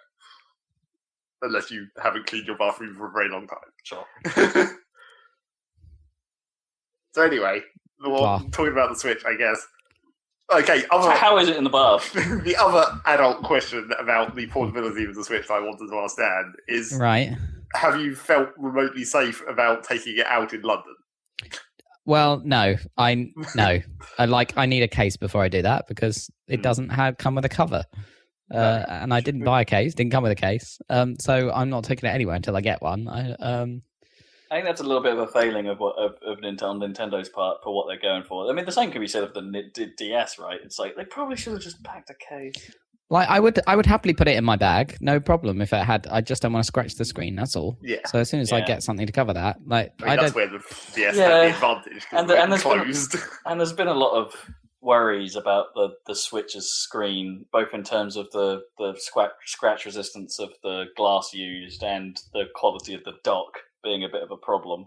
Yeah. There's been loads of reports on that. You have to be a little bit careful putting it into the dock, but I mean, it's not undue care required. You just don't put it in backwards. Anyway, and people, there are already fairly easy solutions of like people just putting microfiber cloths on the inside. And, yeah, totally, you could do. And then problem goes away. But, yeah, I might do that actually. It's a good idea. That's sensible because it's literally just a piece of plastic, so it's not like you're ruining anything by modifying it. That dock is way lighter and way simpler, I think, than I anticipated. It's nothing, but that's fine. I mean, it works, yeah. Fine by me. Works fine. I mean, it's a bit weird because I think all it is at the bottom is a USB-C thing that's sticking out, right? So I'm not entirely convinced that it is, or if it is, it's like a modified one because it doesn't like you don't feel it. You don't get attached that same, the way that a cable does. Yeah, you don't get that. It just sits in there. You don't get that grip that a normal connection does. I mean, it obviously is the same connection because it's the same port, but it might be a subtly different, like it might not have whatever the thing that makes cables not slip out is. Yeah. Whatever bent bit of metal. It's quite cleverly designed. I'm now just looking at the bottom of it, but basically it is a sticking up USB-C connector, but it's resting. But around it, there's a piece of plastic that goes down like on a spring. So when it's up, that piece of plastic is protecting the sticking up metal USB-C thing. So if you look at it, it doesn't look like it's sticking out. But the bit inside is probably a lot smaller than a regular USB-C connector that you'd use anywhere else, right? So the thing can just glide on. No, I think it's a standard USB-C connector. But it doesn't have the grip. It's weird. That's weird. If it was a standard connector, then you'd be able to lift up the dock by the system. It would have that much grip because the dock doesn't weigh anything. Oh, that might be true. Yeah, you're right. I would say, as I say, I think just whatever it is that gives that thing girth has probably been reduced. Or whatever, yeah. So. Still, it works. Okay. Yeah. Anyway, whatever. The Switch, yes. Talk to me about your experiences with it. I've only seen it anecdotally. Talk to me about the hardware. Yeah. Okay. That's what we're talking about, I suppose. I had a problem where, for some reason, the left Joy-Con just wouldn't take charge for a day. Okay. I don't know what... I mean, my theoretical idea was that maybe it was, but like it was the sensor that detected the battery charge hadn't like aligned itself or something to what the charge actually was. Like it needed to be fully charged before it was like, okay, this is full charge, and then it right, the calibration of the battery indicator you mean was off, or whatever internal sensing it's doing for that. Because it eventually got fully charged just after another night of sitting on the dock. But the other problem with the left Joy-Con is it decharges faster than the right one. Oh, I haven't had that. My speculation about that was when they were trying to fix the desync issue, they just like upped the power output of the left Joy-Con. Yeah, maybe. In the patch. So it drains faster. Yeah, I haven't had How's any battery life? issues with the battery life just yet, but... I was about to say, how is that in general? Would you get out of the controllers on their own? Would you get out the Switch in general? We talked about it last week when I was here. Where it seems they say in the menu where it's like the system and the Joy-Cons are both meant to last about 3.5 hours together and apart. But and have you experienced that? Or have you not been paying attention? Yeah, okay. I haven't had the Joy-Cons run out. It's quite good that the grip, even though it's just a piece of plastic, it does the non-charging grip that comes with the thing. It does have lights on it to tell you. Yeah, but those aren't battery indicators. Right. No, but they're not lights, are they? Though that's the they're also not lights. That's the cool thing. They're just a prism. Yeah. Right. That's quite cool. But they're not battery indicators. They're player indicators. Okay. Fair enough. They're like the old Wiimote 4 lights. Yeah. Yeah. Exactly. Yeah, that's quite nicely designed, I suppose. Anyway. If they were battery indicators, that would actually be helpful. Yeah. Sure. But I guess you just hit the home button and go to the controller screen tells on the main you, home yeah. screen, and that's fine. Yeah, it's never really been a problem. Not on any of the consoles that have had this. And they, they always flash madly when they're about to die anyway. So, Well, it has a pop-up on screen pop-up. How does it? That tells you when the batteries are low. Okay, a bit more modern, I suppose. It's also kind of annoying, and also seems to come up. It's almost the No Man's Sky situation where it seems to come out quite early. It's like it says low battery, and I continued to play for like at least another hour, and it kept popping up every 10 or 20 minutes, being like low battery, and I'm like, well, let's just see how far this will go. It's kind of the opposite thing on Xbone. Like when it says your batteries are running out, it means you've got about a minute. Yeah, you probably need to pay attention to that. So the screen in mobile mode looks really nice. I think it's a good really output. Nice, actually. The touch screen, which you don't really need to use at all, really. I mean, obviously you can use it at the menus, but you don't need to. Not in Zelda. The touch screen is there's noticeably... some extra news to add based on that I'll come back to, but I specifically was waiting. But yeah, there's touchscreen news. Yeah. What is it? Oh, we might as well talk about it now. There will be games released for the Switch that are touch required. Yeah. Well, they already said that there'll be some games where it's like you can only play it in the dock or you can only play it in Portable. Yeah, so now that's confirmed at least. It's it's a 100% happening because there's a Rhythm game. It will be the first or something that is touch only. Right. So there, it's happening. It's a thing. So I noticed that despite the screen being looking really good, the kind of touch. Obviously, it's like a smartphone. It's not, it's capacitive and not resistive like the previous. But the touch stuff is not as good as an iPad or an iPhone or an Android or whatever. There's clearly, it's not in what way full smartphone grade like tracking. I don't think it's fine, but it's like you can tell, it's not like. Precision's not there, or is it a sensitivity thing?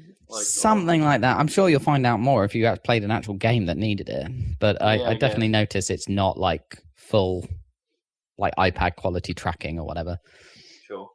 You'd think that would come with the screen, like it would be. So I'm a bit confused by that because you'd think you'd buy as Nintendo, you would buy a smartphone panel that came with the touch sensors and everything, like. Off the market, right? Off the industrial parts market, whatever. Or it's probably manufactured by Samsung or subsidiary or something. So you'd think it would come as a package. Probably. But anyway, the screen seems nice, but I don't think the touch stuff is very good. But it's not even needed so far. So it's actually just mucking around in the calibration tool. It looks pretty good in terms of tracking what I'm drawing. You think it's all right? Yeah, it doesn't look too bad. The lag isn't that bad either, actually. Just when Zach moves his finger slightly quicker and I can see the line catching up. It's not actually that bad. Although, in fairness, I'm basing that on my somewhat limited experience with actually experimenting with this stuff based on my old iPad 3. I mean, I guess if you did this in a precise enough way, you could actually calculate how fast it's updating, judging by how far apart the dots are when I'm moving it quickly. Oh, that's kind of interesting. Yeah, I suppose you're right. I suppose the refresh rate on the touch probably isn't as high. Yeah. It's fine though. I'm sure it'll be fine. Seems totally adequate. Yeah. The have you had the fan come on much, Zach? It does come on occasionally because it has a fan in it. I haven't noticed it making a fan noise, so it's clearly a very quiet one. It does make a fan noise, like noticeably, if it's needed. Well, I've also been wearing headphones practically all the time I've been playing it. So you probably won't notice it then. Right. Yeah. But I mean, it doesn't last very. But maybe that'll depend on the game. If you had a badly is that made even game. In portable? You mean though? Because surely the fan noise is expected in. No, it's more the other way. Honestly, I don't know why that would make sense. I've been playing it portable either, but then again, I've also been wearing it, even portable. Right. Well, the vent's on the top, so presumably it works in both modes. I would assume the fan would be on like way more frequently in docked. But... Yeah, I haven't noticed it in docked. The only time I noticed it was actually when I was. Because it's further away from me. Yeah. The only thing I've noticed when I've had it in portable is, like all technology at this stage, it's hot, of course. Yeah. You can feel it heating up on the back. But apparently, I mean, Digital Foundry did a breakdown, and the kind of heat management stuff is really nicely done. And they've done tests and stuff, and it seems pretty good. Competently done. The problem. Yeah. I'll be honest, when Zach first showed me it last week, and had a quick look at it and a quick feel of it, and I'm more impressed, I think, than I was expecting to be. I'm pretty With happy the with the build quality of it. Yeah, I mean, everyone's flipping out over the stupid stand for some reason. I mean, it's a bit crappy. The stand but, seems to be who the cares? weakest element for sure. Yeah, whatever. Like, but then kickstands always are kind of weak. Doesn't matter what device you have, kickstands are weak. It's like it just gives an opportunity for like Mad Cats or someone to make a plastic thing to sell you, and the portable travel stand. To balance this out a little bit, I mean, I think our experiences have been pretty good with this thing. Yeah, I'm pretty happy so far. But there are an awful lot of tales on the internet of a really very wide variety of problems with some of the launch devices. There's the one that seems to affect everyone if you're an idiot, which is if you attempt to attach the Joy-Cons to the wrong rail or the wrong way round or something. It's the little wrist strap grip thing. Right, yeah. You can put those on backwards quite easily, apparently. You can put them on backwards very easily, but then they are nigh on impossible to remove, except people have figured out the trick. There's you need an implement to push a couple of little catches down that you can see, and then if you do that, the thing will come off nice and easily, and you can put them on the right way round like a non-idiot. So there's that, which perhaps they could have thought through. Secondly, I've seen so many fun glitches, with just the sound seems to be the weirdest one to me. If the sound engine on the device goes wrong, it starts making the noise that you'd expect from an 80s sci-fi film, the sound that they thought computers made, it's really weird. You should go check that one out. That's quite fun to hear. And there's been some what I would call fairly classic GPU-based issues reported, that I've seen over the years with my various console and PC woes, like polygons being stretched out to infinity at random. Right. And I haven't seen any of this. Have you seen anything? And some checkerboarding errors on screen, very significant, with classic GPU issues. Basically, I've seen a lot of those in my time, and that's exactly what these look like. There are some that just come with broken screens. Apparently Nintendo are having one of those old school policies like the PSP did, where if you've got 1 or 2 dead pixels, that doesn't class as a default, and they won't replace it.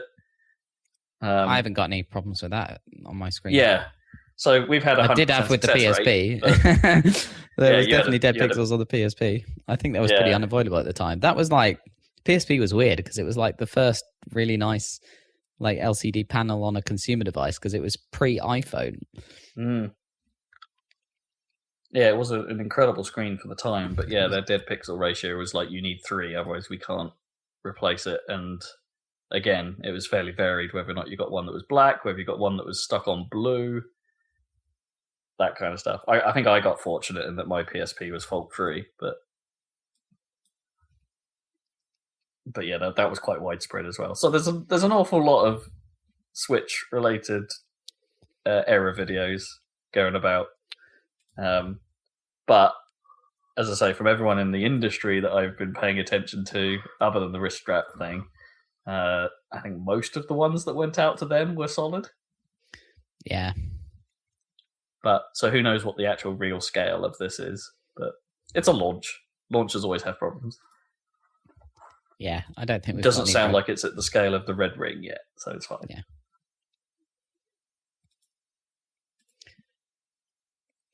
So I don't know.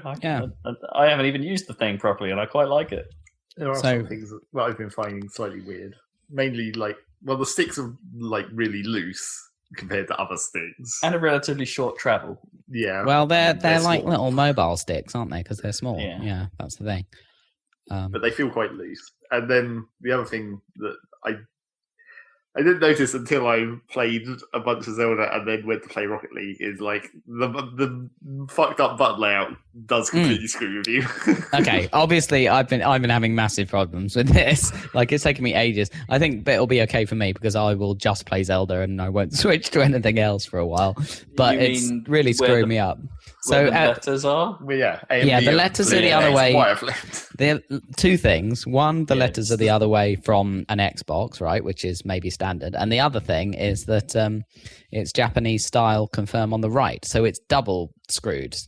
Yeah. because it says it's only Japanese style confirm on the right because that's where A is. Yeah. A is still confirmed. yeah, but it says It's not- so. It says That's A where- is confirm, and you're like, oh, yeah. So A, I'll press and that- in I'll your press mind, where you're A like A normally is the is. bottom one, and it's like, Yeah. no, that's wrong. And then it's No, I'm like with you. double I confusing have- me.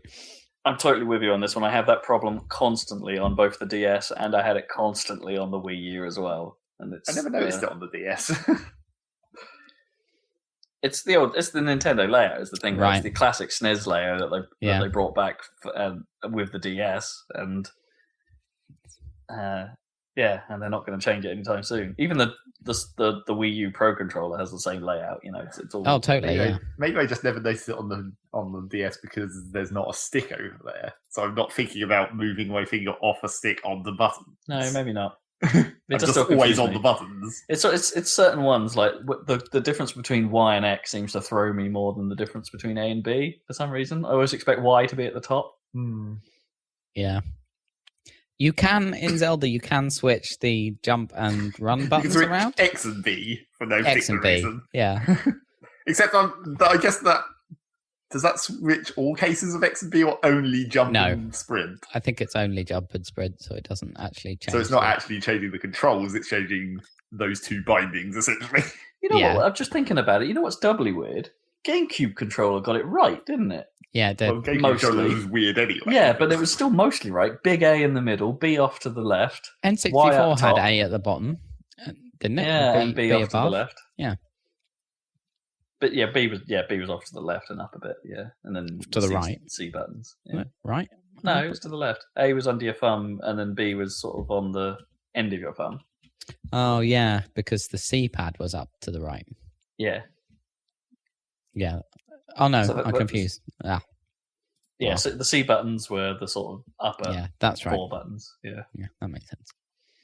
And I know they did this because of the Joy-Cons being two separate controllers thing, but like the Pro controller has a straight up D-pad, whereas Yeah. obviously the Joy-Cons have directional buttons on the left-hand thing. And I don't have a Pro controller to see, but I was wondering whether they did a proper UI job for that. Like, if you're using a Pro controller, does it show it as D-pad directions when it's showing a button prompt on screen? Good question. Because I it don't shows know. them as little arrow pointing in a circle things when you're using. I imagine they must. I'm getting one, so I'll report back Yeah. next Nintendo time. are so used to having to deal with so many control types. I'd be surprised if it didn't do that. Yeah. And the other thing, well, there's two more things that are in the control manipulation category of things that are still slightly awkward. I find that the minus button is slightly awkward because it's like right behind the left stick. And it's like kind of hard to reach your thumb over the stick to push that button, Right. which you're doing all the time because that's the map button in Zelda. But then in a weird way, I suppose I'm trying to think like when you're pushing back on a controller, I suppose you're Going around inwards the a lot stick. more. Yeah. You're like Yeah. coming off the stick sideways, right? Because in this one, it's like pretty much literally over the stick from your natural. Because there's no holding space position. because the screen's there, right? To Yeah. put it where the back button would be. And then the final thing that still screws me up, but this might be just more of a Zelda problem, is I'm constantly hitting the wrong shoulder buttons, whether it's left trigger or left bumper or the other side. I'm always getting it wrong. It's Like, pretty I want to dangerous bring with up my shield, bombs. but I'm pressing the wrong button. It's like, I'm trying to shield, but I've pulled out a bomb, all right? I'm trying to... It's just like, why can I not learn this correctly? Can you it's cancel because a bomb if you brought one out, or you have to just- blow it out? You just hit A or B, and it puts it away. Oh, and it really? just disappears. Okay, good. I B, need to guess figure it's these not things A, out because A would drop it. because I wasn't sure how do I sheath my sword, and it's like, well, hit run, I guess. Yeah. Yeah. Basically, the sprint just cancels whatever you're holding. Yeah. Including rocks and stuff if you happen to be holding a rock. Right, Can't sprint and carry a rock. right. So what's the user experience of using the actual Switch like day to day like anyway? Just have Which you been mode worried? do you mean? Well, yeah, in all of it, like ways. Because didn't you ever worry about the solidity of the Joy-Con rails at one point? Or someone was talking to me about They that. seem Well, I pretty was solid to thinking me. about how weird it had, like, the solidity of them on the side of the screen. And that's not a problem, it turns out. It's fine. Okay, great. Yeah, that's fine. I still don't trust it fully. Mm. It's like I still don't feel very secure in like having it in portal mode. It's like I'm holding this fucking 300 quid thing just in my hands. Well, I have one of those on my smartphone costs wrist. twice that, so Yeah, but it's attached to your wrist quite securely, I relatively guess. speaking. Yeah. And also, this is like quite large and feels quite heavy because it's full of stuff. I suppose, yeah. I mean, people will chuck around an iPad, no problem, but After a while, you treat it very delicately for first. yeah. But I wouldn't feel secure in chucking that around in any context. No, it's weightier than most portables, I guess. I think I would say I've chucked the 3DS occasionally Oh yeah, cool. Well, I throw it on my onto a bed. Yeah, I throw it on my bed all the time. Yeah, because it's closed. Yeah. I mean, I feel like that's the one place where maybe I would have a suspicion about the strength of the rails, like an impact onto one of the Joy-Cons. Oh, what? That if it was a bending sort of impact. Yeah. Well, I don't think they ever designed these consoles to be chucked. Well, no, I don't think anyone really designs anything to be chucked in technology. Except, you know what? Apart from maybe the DSs, right? Those things are built pretty solid. I don't know if that might just be a coincidence. Well, because of the clamshell, yeah. So, yeah. And, as we previously discussed in theoreticals, but now is obviously the case, that like it works perfectly fine with my monitor in the HDMI port and all that stuff. Great. Does take my monitor quite a long That's time what to I switch do. source, but, that's more of a monitor problem. my little box that I got from Hong Kong or whatever does seem to work perfectly fine. So I can extract the audio into a Toslink optical, and that seems to work. No, that's awesome. Plug my headphones directly into the top of it. Also slightly awkward, but I have my headphones plugged into the front ports on my PC anyway, so I just take them out there and You put it into, so your Switch is docked, but because you're right in front of it, you can use the headphone port on the Switch while it's docked. It has the headphone port on the top. That's where you plug the headphones in. Because we had a thought whether that would actually work when it was docked, right? Whether you put the headphones in, it would actually switch to that. Well, it does. That's interesting. Yeah, that's quite cool. That's cool. Yeah. It makes the docking slightly less smooth. You have to put it in and then attach the headphone. Well, sure, but then that gives it more flexibility to work with more weird and wonderful like audio setups potentially as well. What if you only had like a phono cable to deal with it, Yeah. Or if you happen to have been playing it portably whilst wearing headphones, you don't even have to take the headphones off if you're sitting close enough to the dock. You just put it in there. Here's a question: does the Switch support surround? I know neither of you have probably got the setup to test that, but it does. I'm pretty sure I saw it in the menu. It's in the menu, cool. but I'm on stereo. But yes, it does. I guess the Wii U did as well. To be honest, but I sort of always figured it was one of the, because for years Nintendo only put like Pro Logic support or something like that, like not real surround into it. Theoretically, I can have the sound come out my monitor speakers if I wanted, but you don't want that. No, never use monitor speakers. Shitty monitor speakers. What speakers do you use for your PC, Zeg? Do you just I don't use speakers. headphones I just all use the time? headphones. I do technically have that ancient 5.1 Creative setup plugged in. Right. But those are all right. Well, yeah. Yeah. The problem with that is that the one thing that's bad about those, because they're ancient, is the actual like the volume control slash power switch thing that it has. Oh, those go dodgy. Yeah, the contacts on that are fucked. Yeah, so you have to bad. like jiggle it and tap on it until it actually works, and then never touch it again. Yeah, my one's bad in the same way. If you try and use the volume switch on it, it will go like loud then quiet, then loud then quiet. Sometimes of its own accord for quite some time, and then it will eventually settle. And then you have to figure out, it's like, oh, can I just use the in-game, the on-system volume control and make it as loud as I could possibly want? Yes, I can. Okay, great. Never touch it again. Yeah, that's the main problem with those. Weirdly, I never the use bass wheel is absolutely fine. Because who changes the bass wheel? You never use it. So it's not worn out. In fairness, I've had to tweak it quite a lot when I'm sometimes working on music, because you can get onto you can get it wrong sometimes, like, and you'll put a pair of headphones on and go, oh wow, no, this is way bassier than it needs to be. But you should always be wearing headphones for that, surely. That's the whole point. The problem, you see, I don't like doing that, because the problem I have is that everything always sounds wildly different no matter what pair of cans I wear. So like, I'll do it in speakers and it'll sound one way. Then I'll put a pair of cans on and I'll master it to that, and then it will sound crap through speakers. And it's like not just these speakers, but any speakers. So it's like I trust my creative speaker setup more than I do any pair of cans that I use at the moment. It's weird. It's just how my ear is tuned, I suppose, more than the actual quality of the speakers or the headphones I'm using. It's just what I'm used to hearing. So yeah, bass wheels. Also, it's just fun to say bass wheels. Bass wheels.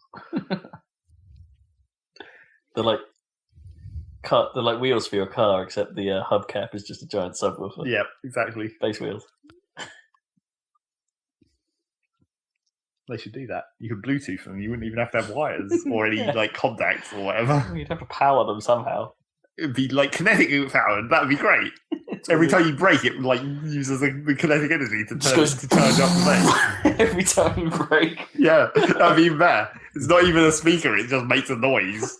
So when you dramatically break, it just plays in huge bass hits, like a Hans Zimmer type Inception sound. Absolutely, that'd be great. Stay out of my way. Well, it's basically the same. It's the car equivalent of like spoke things on bikes.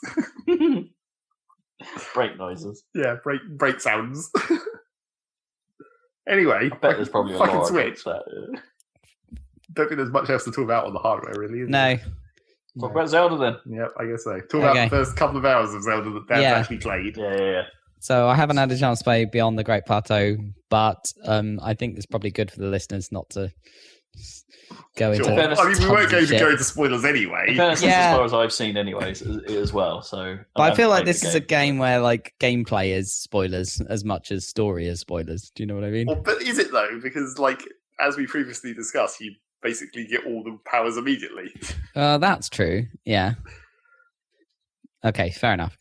Go. What do you think of Zelda Sick? And also in terms of like not spoilers, it's kind of like everyone just immediately talks about Ganon, which is like spoilers. You fight Ganon at the end, except not because you find that out literally immediately, more or less. Well, yeah, don't they? They just point over at the cast. Yeah, you show it's literally within the first 5 minutes of the game, isn't it? They just go, "Yeah, it's Ganon."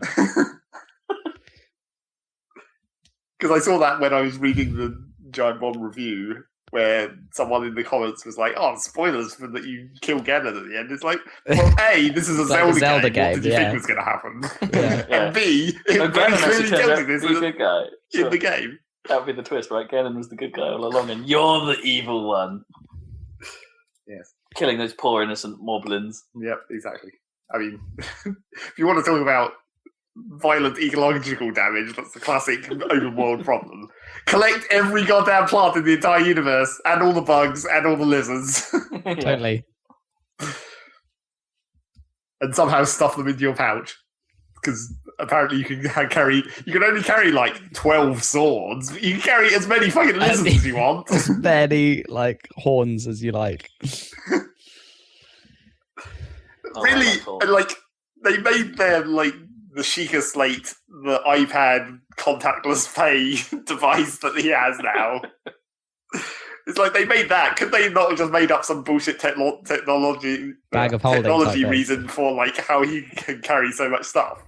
They had an opportunity to. Yeah, in a way, teleport. So I mean, well, here's the thing. There, the Sheikah Slate could have been like the Jade's bag in Beyond Good and Evil, right? Or the pattern buffer in the Star Trek games, Yeah. where they invented a way to hold stuff in teleportation. But no, they don't even bother, which is kind of weird. Where are you keeping these 12 fucking melee weapons? And also, like, this isn't a spoiler, I guess, but because it's a game mechanic, and Dan may or may not have seen it at it's the point fine, he's at. whatever. But, like, where do you put these weapons where they suddenly become non-conductive in a thunderstorm? Like, if you have a metal weapon equipped in a thunderstorm, it might attract lightning. Wait, But, of course, when you put it away, suddenly it's totally fine. Huh. I had no idea that was a thing. That's cool. Well, you know, as soon as a thunderstorm happens, the next time you're in a loading screen, that tooltip will be unlocked or whatever, and it will just tell you about it. This game seems pretty rad. Yeah, I gotta be honest. I was rad. skeptical about whether or not I'd like it because of its open world stance and all that stuff. I was wrong. This thing seems awesome. I love open world games anyway. So to I know, me, but it doesn't even seem to be ticking all the any of the irritating open world boxes from what I've seen so far. It's like It doesn't have that with me. It doesn't want, having, and I'll talk about it later, having come off the back of Black Flag, Yeah. it has none of what I hate about Black Flag. No. But what specifically, though? What specifically don't you think is in Zelda? Oh,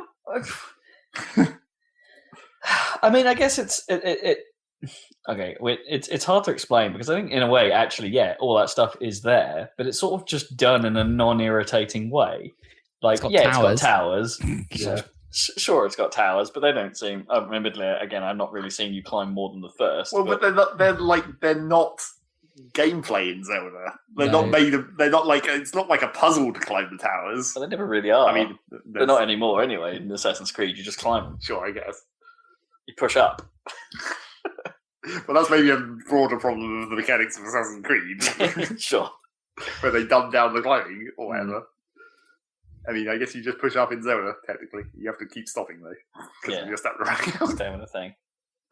I think that's... And you're hoarding stuff, I guess, but that stuff always has a use, which is not true of all open-world games. Well, that's one of the open-world things that always gets me, where it's just like, I hoard stuff because I don't know what its use is yet. And that's the problem. Yeah, but then you want tons of stuff for the cooking mechanic, which is cool. Yeah. Yeah, exactly. But, like... Have you done much cooking, Dan? Have you seen the cooking? I've done cooking on the in the opening cooking area. You needed to do. No, well, I've done the cooking enough to do the to get spicy stuff to go in the mountains. Yeah, that's why. That's all good. But I haven't done I didn't do the little puzzle yet. I realise I have to go back and do it. It's a puzzle. To get learn the recipe that you need to tell him. Yeah, that one. Okay, I'm not sure what I need to do for him. Something about meat and spicy and something else. Oh no, it was fish. It had a fish in it, and I was like, where do I get fish? Yeah, and I was like, oh, I'm gonna have to go to a lake or something and do some fishing or something before I leave. I don't know where I get fish from. Anyway, there is some water up on that plateau. That's not instant death freezing water. Right? Can I just wade in and grab some fish, like with my bare hands? Or do I have to shoot it with an arrow or something? Okay. Or you could do that. Can you? Yeah. Right. Oh, no, you can kill fish with whatever you want. No, that was what you showed me, wasn't it? You grenaded pretty much the lake. Grenaded the fish out of water. Classic. Okay, maybe I can try that. Okay. I need to get back on this game. This is the sort of thing that I could probably have figured out myself. Well, this is it's one of the things where this is the success of the open worldness, where it's like, you can do all this dumb shit that you fiddle with, and it's like, oh, it just works. Fucking awesome. Like when we were fiddling around with using stasis on exploding barrels. Oh yeah, that was fun. It was like, oh, that does just work. Like they've thought of stuff, and I want to find all that stuff without. And it's like when I accidentally discovered that if you set a bunch of shit on fire, it creates an updraft that you can ride with the paraglider. Yeah, awesome. I'd seen that in previews of the game, so that one I knew about. But I didn't know about that. That's cool. But I want to discover these things without talking about them first. Sure. Yeah. But that's why I mean that it's not a spoiler in the terms of traditional spoiler of story. It's more like it's mechanical spoilers. Yeah, it's more of a discovery game. It's like that bit in The Witness, right, where it's suddenly like, oh snap. Although I'm not sure. Although everyone now just talks about that now, right? Yeah. Everyone just says the environmental puzzles. That's the thing. Yeah. Although I'm not sure in Zelda's case that all of these things that you can discover are really that useful. No, they're not necessarily. Like, well, I can do that, but when is that? That's such a situational thing. In fact, it's just a bit of it like when you realise you can slide down a hill in a box in Metal Gear. Yeah, it's just it's a dumb thing that you can do, but that has really no relevance. I mean, yeah, sliding down the hill on a shield, is that useful when you can glide? I don't know. Probably not. No, because you don't want to damage the shield, I guess. Yeah, it damages the shield. Unless it's snowy, in which case apparently the shields don't take damage. Yeah, okay. Oh, right. Then it's just fun. Supposedly. Anyway. Yeah, so, I mean, yeah. So far, great. I mean, I have to admit, like, going back to the hardware, so I've got my Switch plugged in to the dock, plugged into my monitor. And as we were discussing earlier, I have a 1440p monitor. So I have Zelda running at 900p, upscaled to 1080p by the Switch, and then upscaled by my monitor to 1440p. So I'm basically doubling, right, from 900 to 1440. Nearly.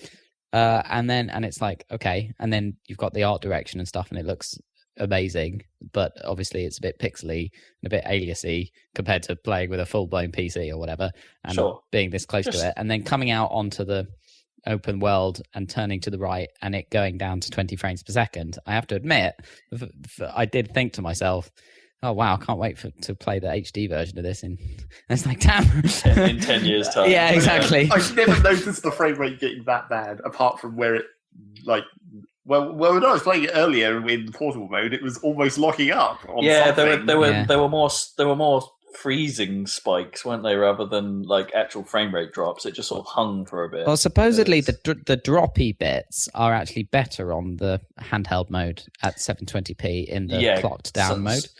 Well, there's a lot of theories about this that like a lot of these weird little performance things to do with 900p versus 720 are actually because the leading theory is that the game spent so long in development for Wii U as opposed to for Switch, that they're actually running to the assumption that the game was going to run at 720. Right. And so they haven't optimized the engine for 900. Is one theory. Anyway.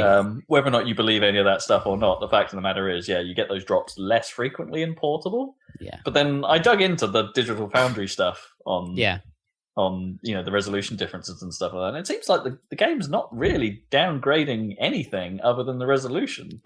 Like there's a little bit of extra texture filtering distance, the bitmap distance decreases, but that's not a great difference.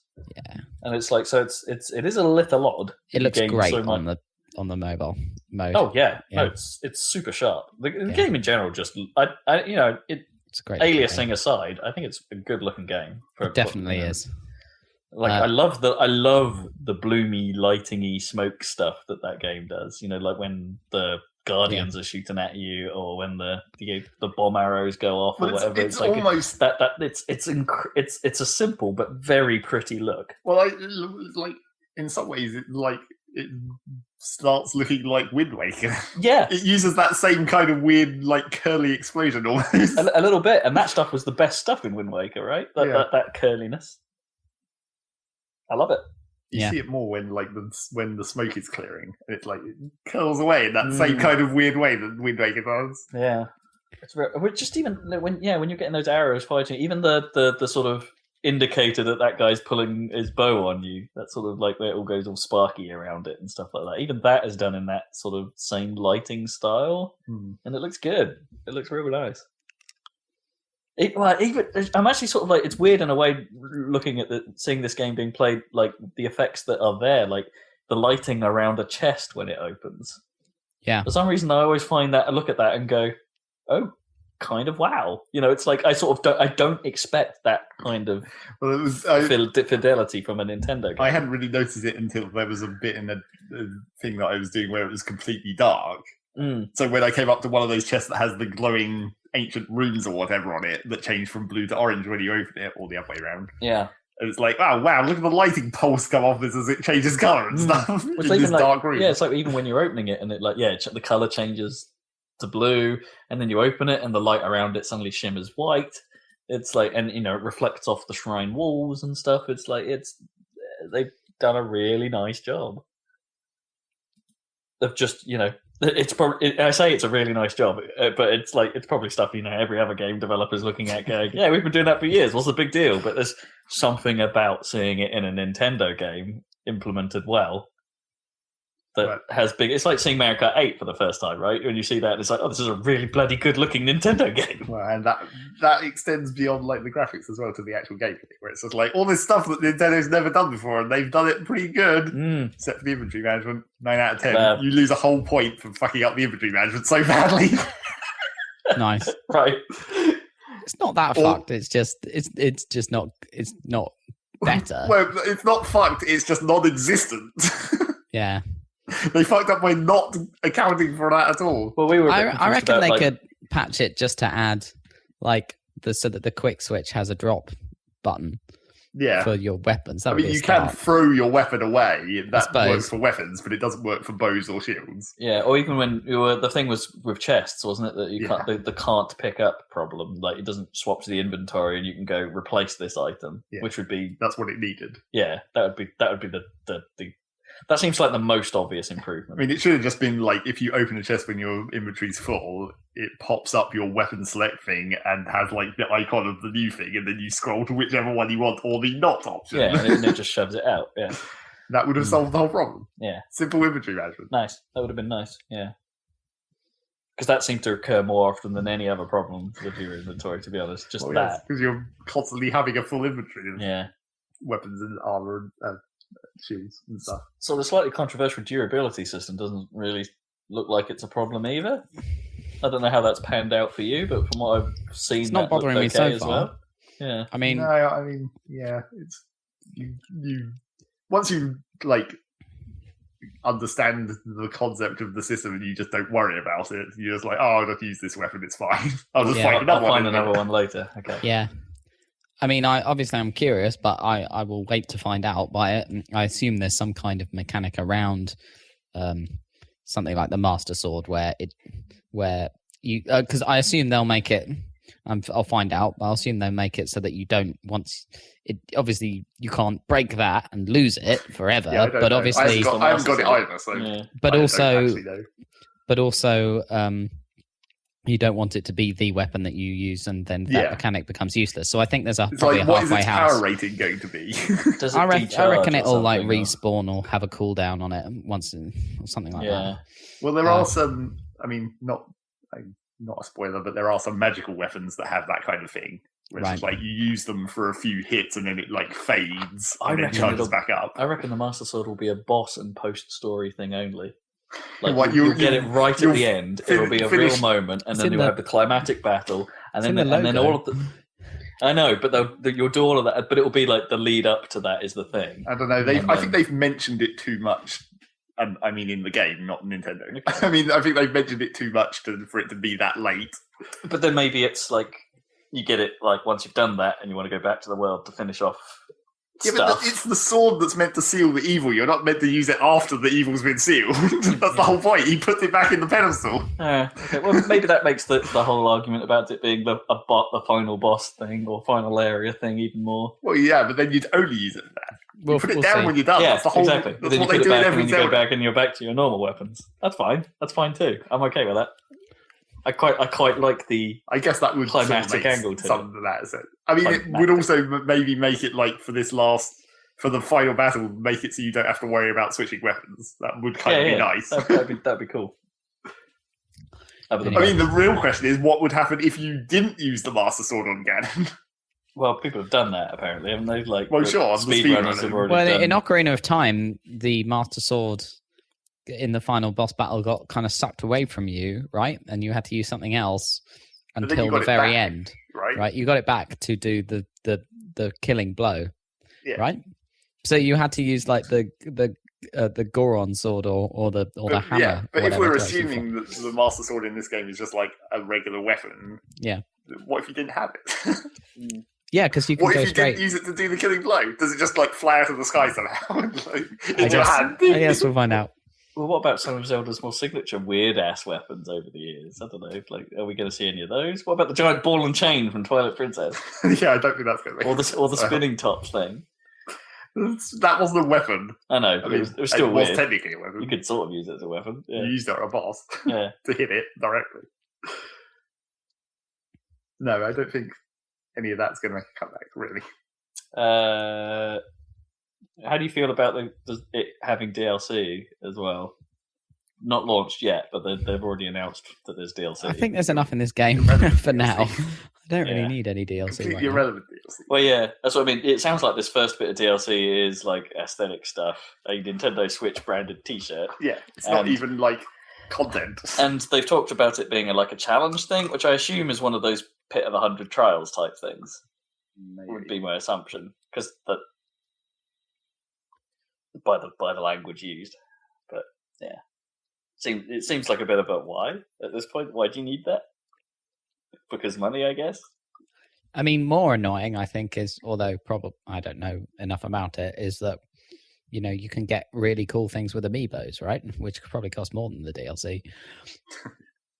So what do they get you? I think you can get Epona with an amiibo, stuff like that. That's just a horse skin. Yeah, but it's not horse just a armor. skin. It's like the best horse ever, isn't it? In terms of stats and everything, clearly. Oh, is it like the game's ultimate horse or something? Yeah, it's the ultimate horse is Epona, obviously. Well, I'm sure it's not that difficult to get like a decent horse, even Probably though I not. haven't really got a particularly decent horse. And B, you barely need a horse. Yeah, You I can know. teleport everywhere. It's That's also true. a bit like I get a bit disappointed when games do that with the amiibo stuff. It's like where it's just like this is a cheat if you use an amiibo effectively. Yeah. Yeah. It's that's a bit disappointing. At least with like this is a terrible example, but at least with like the Star Fox amiibo support, it changed something in a stupid way. You put a Fox amiibo on, you get the retro R-wing. You put a Falco amiibo on it, and it unlocked hard mode. So there was at least something for doing that stuff. That's not really core to the game. I'm kind of okay with amiibo stuff as long as it's not a core cheat. Was it the Kirby game had cheats in it as well, where if you just chucked an amiibo on it, you just got the power of that amiibo or something. So it was like a cheap way of getting powers rather than figuring out what enemy you needed to get and how that classic Kirby puzzle, I guess. Well, I mean, not Nintendo, but when they did like the Skylanders thing, where it's just like put a potion on there and get health. Oh sure, yeah. Wait, no, that was Nintendo. That was in fucking Rayman, wasn't it? No, that would have been Skylanders, surely. No, I think there was a Rayman game where you could put a thing on there and get like actual health item. Rayman doesn't really have health. He has a health thing, that one extra hit. Oh sure. Yeah. Because I seem to remember that, or maybe that didn't actually happen. Oh yeah, he has that flying potion behind him. Yeah. Sorry, I remember. Yeah. Maybe that didn't actually happen because I think that was like the really early announcement of the amiibo stuff, where they were showing They were like thinking put about it. put a thing on there to get things in the game or whatever. Maybe that didn't actually happen. In fairness, those new Zelda amiibos look awesome. Sure. Like the Breath of the Wild one looks good. I actually like the Twilight Princess dog. Looks cool with Midna on it. Which you can summon using it, right? Yeah. Those look like good ass amiibos. Might get one. They're pointless, but they're quite cool little things. I like them. Put Blueser into Smash Bros.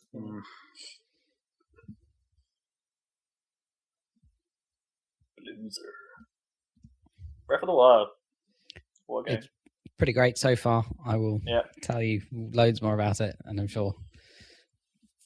I mean, Well, for me, it's like it's pretty clear that at the end of this year is just going to be game of the year is just Battle of the Open World Horse Riding Simulator games.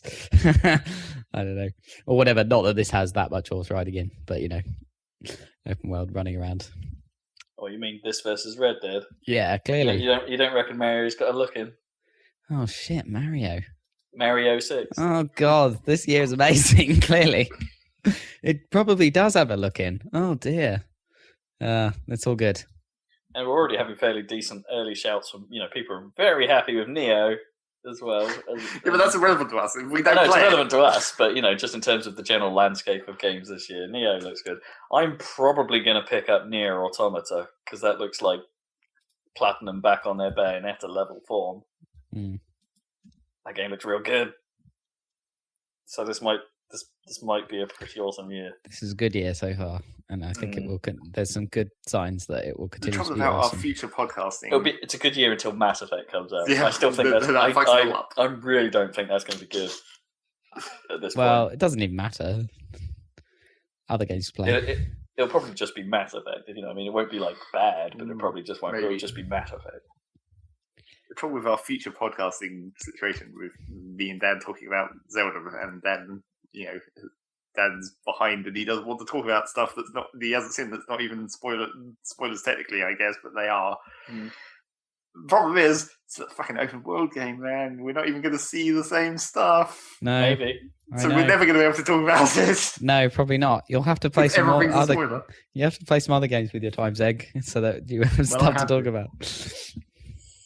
I Sorry? have been playing other games still. Okay. I Do you guess. want to talk about those? I guess. Because as I theoretically mentioned when I was talking about the Switch controls situation, I was still playing Rocket League, which is where I was getting fucked up with the changing back to an Xbox controller and being like, "Wow, these sticks are real stiff." I have to push my thumb so hard, and the buttons are the wrong way around. I guess it's not that I guess pressing the wrong button in Rocket League does still suck. But, doesn't matter that much. No, play some more of that. And then the main thing that's new to talk about, or not new, is that someone convinced me to go back into Stardew because they wanted to try the fake multiplayer, which is a mod. Multiplayer. Oh, right. There's a mod that puts in not very good multiplayer into Stardew before the actual because apparently the actual multiplayer, the Switch version of Stardew is going to come out sometime around summer, and that's not even going to have the multiplayer. The multiplayer still isn't going to be in time for that. Wow. What's taking so long? No idea. Well, what's taking so long? It's one guy. Yeah. Well, no, because he's not doing the multiplayer. Oh, is he not? Chucklefish are doing the multiplayer. Oh. For him. Oh, yes, no, I remember you telling us, yeah. So that's the Starbound guys. Yeah, right? the Starbound people. So, who knows what's going on with that? But Jesus Christ, it's taking forever. So now there's this mod where you can play multiplayer, sort of, except not really, because, it's a mod, and it has to work within the bounds of what they can do with a mod, which means it's a bit weird, and not very, it's kind of laggy, looks weird. Does make it look very dramatic when you're watering crops, because it doesn't correctly pull the right animations for the other players. So when you look normal, of course, because you're seeing it client side or whatever, but when you're seeing the other people, it uses the overhand swinging animation that it uses for tools, except with a watering can. So it's like it's like you're chucking water really vigorously onto the plants with an overhead swing of this watering can. I like that, which is kind of funny.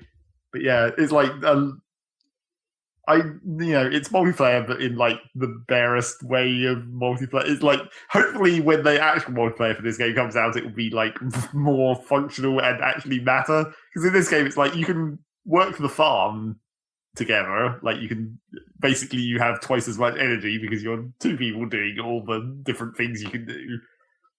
So you can grow twice as many crops and manage twice as much land. And how many? Twice as many? Twice. Yep. You can cut down twice as many trees. but then basically everything else is not really multiplayer at all. If you go inside the farmhouse, you have two completely separate interiors and you don't see each other. It's your own personal inside of a house. And that applies to most of the other stuff. All the events and the cutscenes trigger for each person individually. Right. Some of the progress is shared, the rebuilding the community center is shared progress, and the archaeology in the museum, that's shared as well. But yeah, most of the stuff is not. We haven't been into the mine at the same time to see if that's whether you're going into your own personal mine or whether you can actually team up in there. Because if someone's already in the mine and you go into the mine, you can see them glitching around through because it's obviously doing some kind of weird hack with layers or something. Because sometimes when basically when you're walking around, you can hear the other person's footsteps constantly wherever they are. Because it's not real. They sort of exist but are hidden in your screen, I guess. Right, yeah. So still having to model their movement, but yeah. But because there's no distance on that sound, it can't. Because sometimes in certain screens you can see poofs of dust as if someone is walking, but there's no one there. Because it's that's where they are coordinate, in the XY coordinates of their screen, but translated into your screen, but they're invisible because they're not meant to be seen on your screen, or whatever. The weird hack way that it works. So it's kind of strange. So yeah, I don't know if you went into the mine at the same time on the same floor, whether you'd actually be able to stay with each other to be able to do that. I suspect probably not, because of the way the mine levels are all set, but you'd have to sync up destroying all the stones and all the enemies and stuff. I don't know if it would do that. Because then what if you then decided to go to a different floor and they caught up with you or something? Would it maintain the state of floors in between you? So yeah, it's kind of weird. And yeah, you have to hope that the actual multiplayer will function better, with more thought put into how the actual multiplayer will work. But we play quite a lot of that. Because as usual in Starbound, it's hard to stop playing Starbound once you start playing Starbound. Because it's like, I need to do this. And I need to do that. Stardew? And it Stardew. Yeah. Like, I need to do this, I need to do that. And then you run out of time in a day. It's like, oh, well, I guess we'll just have to play another day. Yeah. And you can't save in the middle of the day. You only save at the end of the day. So if there's any task you haven't finished by the end of the day that rolls over to the next day, you're like, well, shit, we'll just have to keep going. We'll just have to play another day. Play another turn. And it's also, in the mod, it's even less possible to stop because you have to... The mod only... multiplayer mod connection only initializes on load. So if one person quits, everyone has to stop and then reboot the entire game and then reload into the save file to cause the connection. Right. So that's another reason you can't really stop. So when I go and make a cup of tea, it's like, I'm going to go to bed early in game and then go make a cup of tea while you're still completing the rest of the day. Which is another slightly awkward thing, of course. But that's probably going to be the same in the actual game multiplayer, I guess. Because how else would you manage that? Yeah. Would it be like one player has gone to sleep? No, don't go to sleep. We've got stuff to finish, and it just times out. Yeah.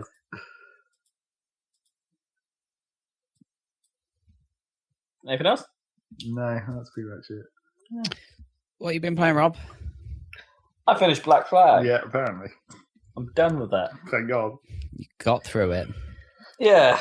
So it does make good on a couple of story beats towards the end. I'll give it a little bit of credit there in that there's a couple of moments in the story where it's just like where it culminates a little bit on that theory I think I started talking about last time, where it's like, oh, your friends are dead or have betrayed you and stuff like that. Let's have a nice tender moment to reflect on all this with someone we barely know throughout the story, which kind of sort of limits it a little bit. It's like, oh, here's this sort of random person we're now spilling our guts to. Yeah, that story is all over the shop, really. When you look at it on the whole, it's just like, now this person's doing a thing. Let's deal with that. I don't know why he's doing a thing, but let's deal with it. Oh, and now we're in the Gauntlet mysterious space temple thing with lasers and burning people. Of course. Because that's Assassin's Creed, I guess. You gotta have lasers. Let's have a mysterious... They have this plot that's part of it, though, where there's this character called the Sage who's basically reincarnated every now and then and has sort of memories of another life and things like that, and knows the location of this artifact that lets you see through other people's eyes if you have a bit of their blood. Blah, blah, blah, blah. And so the Abstergo storyline also ends up doubling back to, oh, hey, look, it's the Sage in the future time that's been messing with you this whole time. And you've been, sort of rightly and wrongly accused of being a hacker and stuff. Yeah, that whole storyline doesn't really pay off either. And then they set up Assassin's Creed 3 because this is a prequel to that. So it's like, oh yeah, of course, your son is the bad guy is your bad dad from Assassin's Creed 3. And it ended. It ended. that's all I can really say that's new about that game. It ended. It had a really long credit sequence. Not as long as Assassin's Creed 3, but it was still really long. Like, over 20 minutes. Which is insane. Like... Of white text. Or black background. Okay. And, well, actually, in fairness, like... 5 minutes of that has like a little extra bit of conversation going on between you and your newly discovered daughter. Because, that happened. It wasn't part of the game. That never resolved itself, that storyline, until after the game had finished. So, the game even sets up with being like, oh, yeah, you left your wife, Catherine, to go to sea, except you didn't leave your wife left you, so you went to sea. And that all like plays out in flashbacks over the first few episodes, and it's never really brought up again until the end, where it's like, oh, she's dead and you have a daughter now. Have fun. It's like, oh, you could have probably done a bit more of that, surely. Let's just wasted pirate potential. Pirate potential. Arr. So yeah, I'm done with that. And like, as soon as I did the classic thing that happened with every game, I finished the story. I've not gone back to it. Looked on the side stuff, so I uninstalled it. Having realised that, so I finished Joe Danger 2.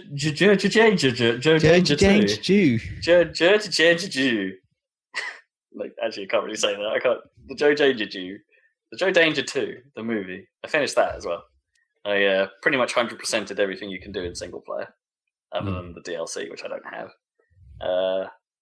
So yeah, following on from my sort of previous like problems with that game, where it felt like, you know, a sort of non-physicsy Trials style game, it still is a bit that, even as it gets harder, but you do end up entering that sort of I've got this state with it, as in you just become sort of aware of how it functions after a while, how you're supposed to play it, how the physics actually sort of hangs a little bit. Something eventually does click, and once that did, I breezed through the rest of the game. Like, it didn't really pose much of a challenge from then on. I just sort of did it. It's like it's a shame that game sort of relies a little bit on missions that involve you collecting all the things on the path quite frequently, or having to go off the path to pick up other things, rather than focusing on doing cool stuff. If you know what I mean, I think that's where Trials beats it quite a bit, because it really was just, can you get through this level? There was more of a feeling of, yeah, I did something awesome, rather than I did all the things you asked me to do. If you know what I mean. So it doesn't quite win on that front. And also the visual style, shopping list or whatever.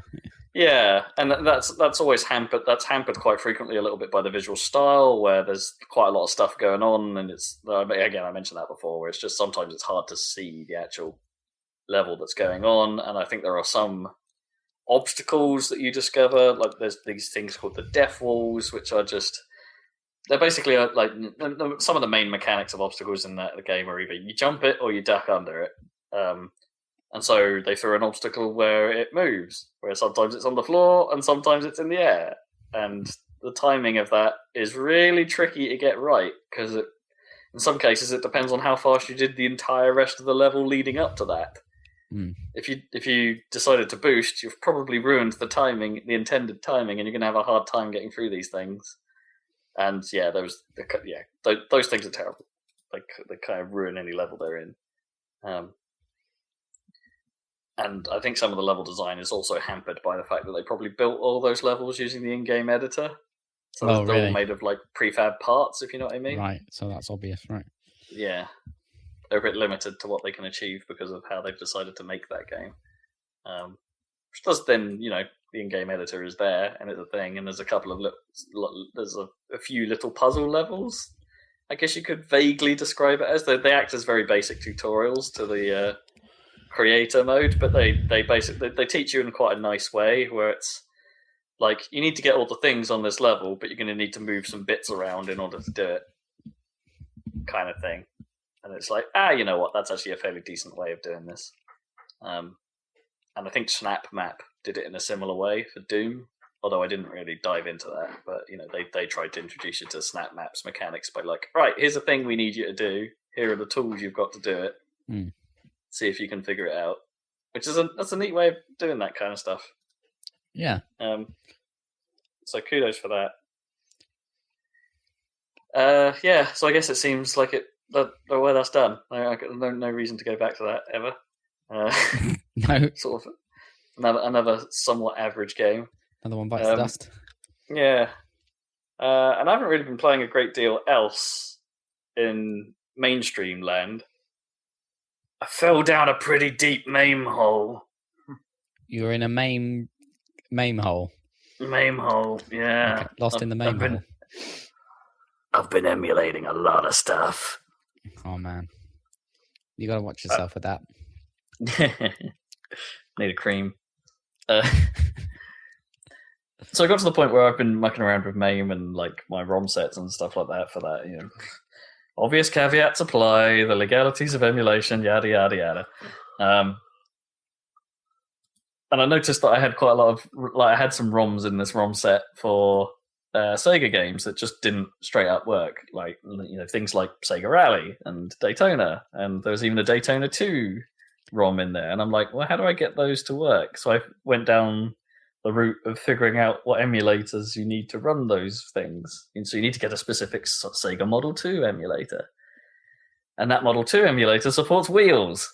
So now I can friggin' play Daytona USA with my wheel. Daytona. Yeah. It still won't feel right though, because as we discussed on, I think, the Crazy Taxi video, you're never going to be able to emulate the arcade wheel feel of just fucking spinning it, because those wheels are always like incredibly loose. They were quite loose, but at least Daytona ones had force feedback, and you know, Sega Rally had force feedback, and they weren't like free spinners. No. Or I'm not even sure those games were 270-degree wheels, but they were probably higher angle than typical PC. Yeah, probably. But yeah, so I started doing that and spent quite a long time doing that stuff. Not only just getting it working, well, getting Sega Model 3 stuff to run was a bit of a faff. So Sega Model 3 board is the one that runs Daytona 2 and Scud Race and the sort of next generation Sega arcade machines. So that was that took a bit more effort to get up and running. Mainly because trying to configure the controls for the Sega M3 emulator called Supermodel it just didn't really work right. So it was a lot of trial and error trying to get it to recognize the right axis on the wheel as the right input in the game. But yeah, I did all that and it was excellent. I had a real good time. It was fun going back to Sega Rally and actually being really quite good at it. Probably better at it than I ever was in the arcade. Like I got to the special level and stuff like that, and can nearly finish it in championship mode. That's cool. That stuff's fun. I like going down this hole. Which then eventually led me all the way back to F-Zero GX. Naturally. So I've been playing that again. Oh man, I love it. I love that game. That game still holds up. It's still excellent. And you excited about what's it? Fast Racing RMX or whatever it's called? Yeah. So if I had a Switch, I'd have it. So it's let's put it that way. It is basically. Or is it not? Yeah, it's out. Oh, it's out. Oh. Yeah. Is there reviews? I need to. What are the Switch? Yeah, there's reviews out. IGN did a fairly okay review. I don't really like IGN stuff, but IGN's review is all right. But yeah. Seemed mostly accurate. Yeah, it's basically all the Fast RMX is basically all the content from Neo and the DLC pack, and they just decided to throw in some more cars and 6 more tracks for the hell of it. So I forget how much content. So that's 26 tracks now in total, I think, something like that. 20, yeah, something like that. Maybe more. Might be 34, something like that. Yeah. Anyway, so it's more content than the last, and obviously it's had a visual upgrade, so it now runs at 1080p rather than the slightly odd resolution stuff that the Wii U version was having to do. Yeah, okay. Yeah. So it's I'd probably buy it. It's probably, and if it's anything like the last game, it's probably cheap. I think so good value for money purchase. Is it a download type situation? Yeah, it's download only.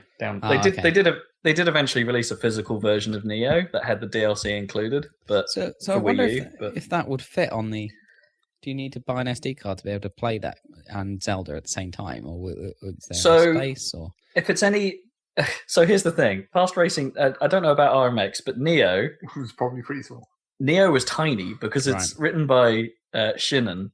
And Shinnen are a developer that came up from the demo scene of old. Right. So their game is it's about a few hundred megs, I think, in actual physical size, because it's so well built and so compressed into a nice tiny package. So I would imagine that that RMX probably follows the same neatness, and it's actually a fairly small install. If it's any more than like 500 megs, I'd be kind of surprised. So yeah, I would play that. But yeah, F-Zero GX, it's still quality, and I've been playing it in like super sampled 1080. So it's like to run it like in a 3x native res, it's like something like a 1400 and something resolution. Right. But so I'm getting it to output at 3x native, but then that gets downscaled to my 1080. Nice. And it runs at 60, and it's beautiful. So it's still a good look. Dolphin or Dolphin 5. You Right. specifically need the 5.0 version, right? To run F-Zero, because it didn't run very well with certain effects on previous versions. But the 5.0 Is that the latest version version? is Or it's the latest. Yes, the latest Stable. properly released version. Yeah, right. which was released middle of last year, and it's very good. It's very good. Yeah, play F-Zero. Kicks ass. Still kicks ass to this day.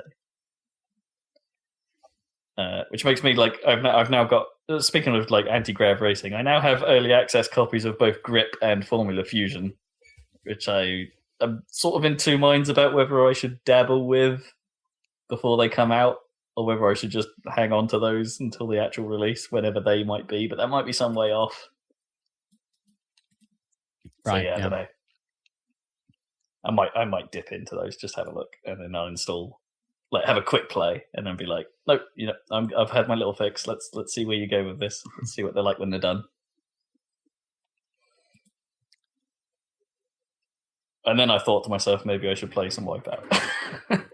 Naturally, I'm literally going to get a PS4 just to play Wipeout at this rate. Well, no, it's for Red Dead. And Red Dead, yeah. But that's not to the end of the year, so yeah. Which one are you playing then? I'd probably go back and see if I could find a.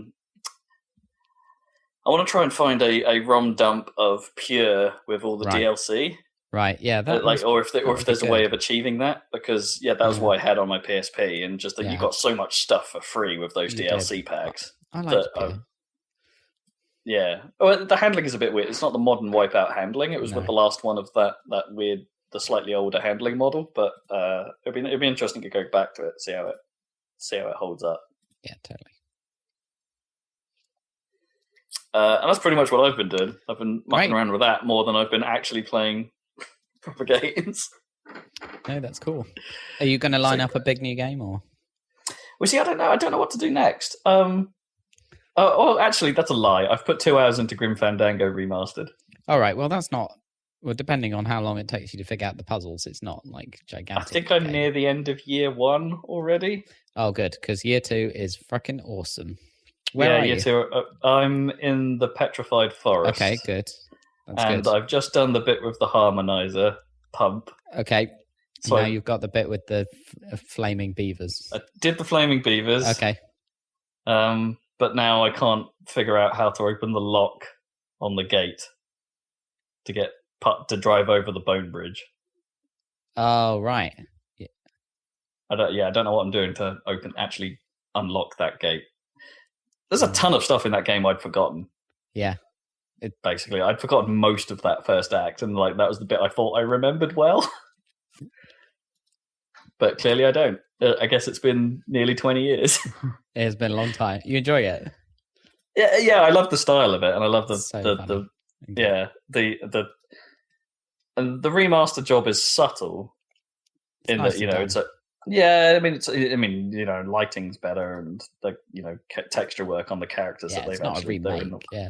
No, the one thing I wish they did spend more time touching up with the video cutscenes, because they're clearly running on. They were like filmed basically, in engine on the old version of the software, so there's lots of texture problems and stuff like that. If you listen to the commentary mode after you finished it or whatever, there's a commentary mode. They explain all that stuff. Basically, they lost those. They couldn't restore those files or whatever because they lost the data and they couldn't recreate them. So they just ripped them.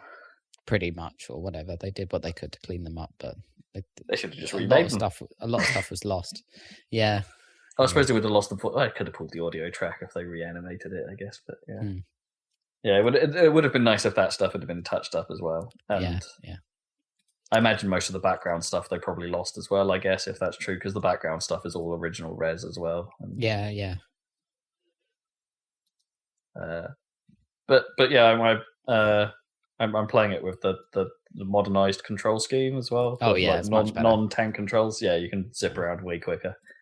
Although there is that irritating achievement that I noticed today that's like play the entire game with tank controls. And it's like, oh really? Yeah. Anyway, yeah.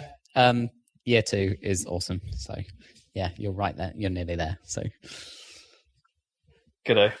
I assume I've got to do something with that mysterious signpost that wants to point in a certain direction. Yeah, that puzzle's annoying. You move it around, right, and you place it down, and it points in a direction, right?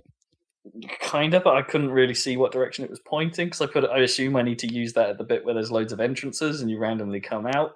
Yeah. So, but I couldn't figure out where it was pointing on the screen because you're like right over the sign, so it's like the polygon is too thin to see. That part's kind of annoying. So it just seemed kind of crappily made. Like it's the one. Yeah. Well, there's been a few puzzles so far where it's just like, oh, really? That's really quite frustrating to pull off.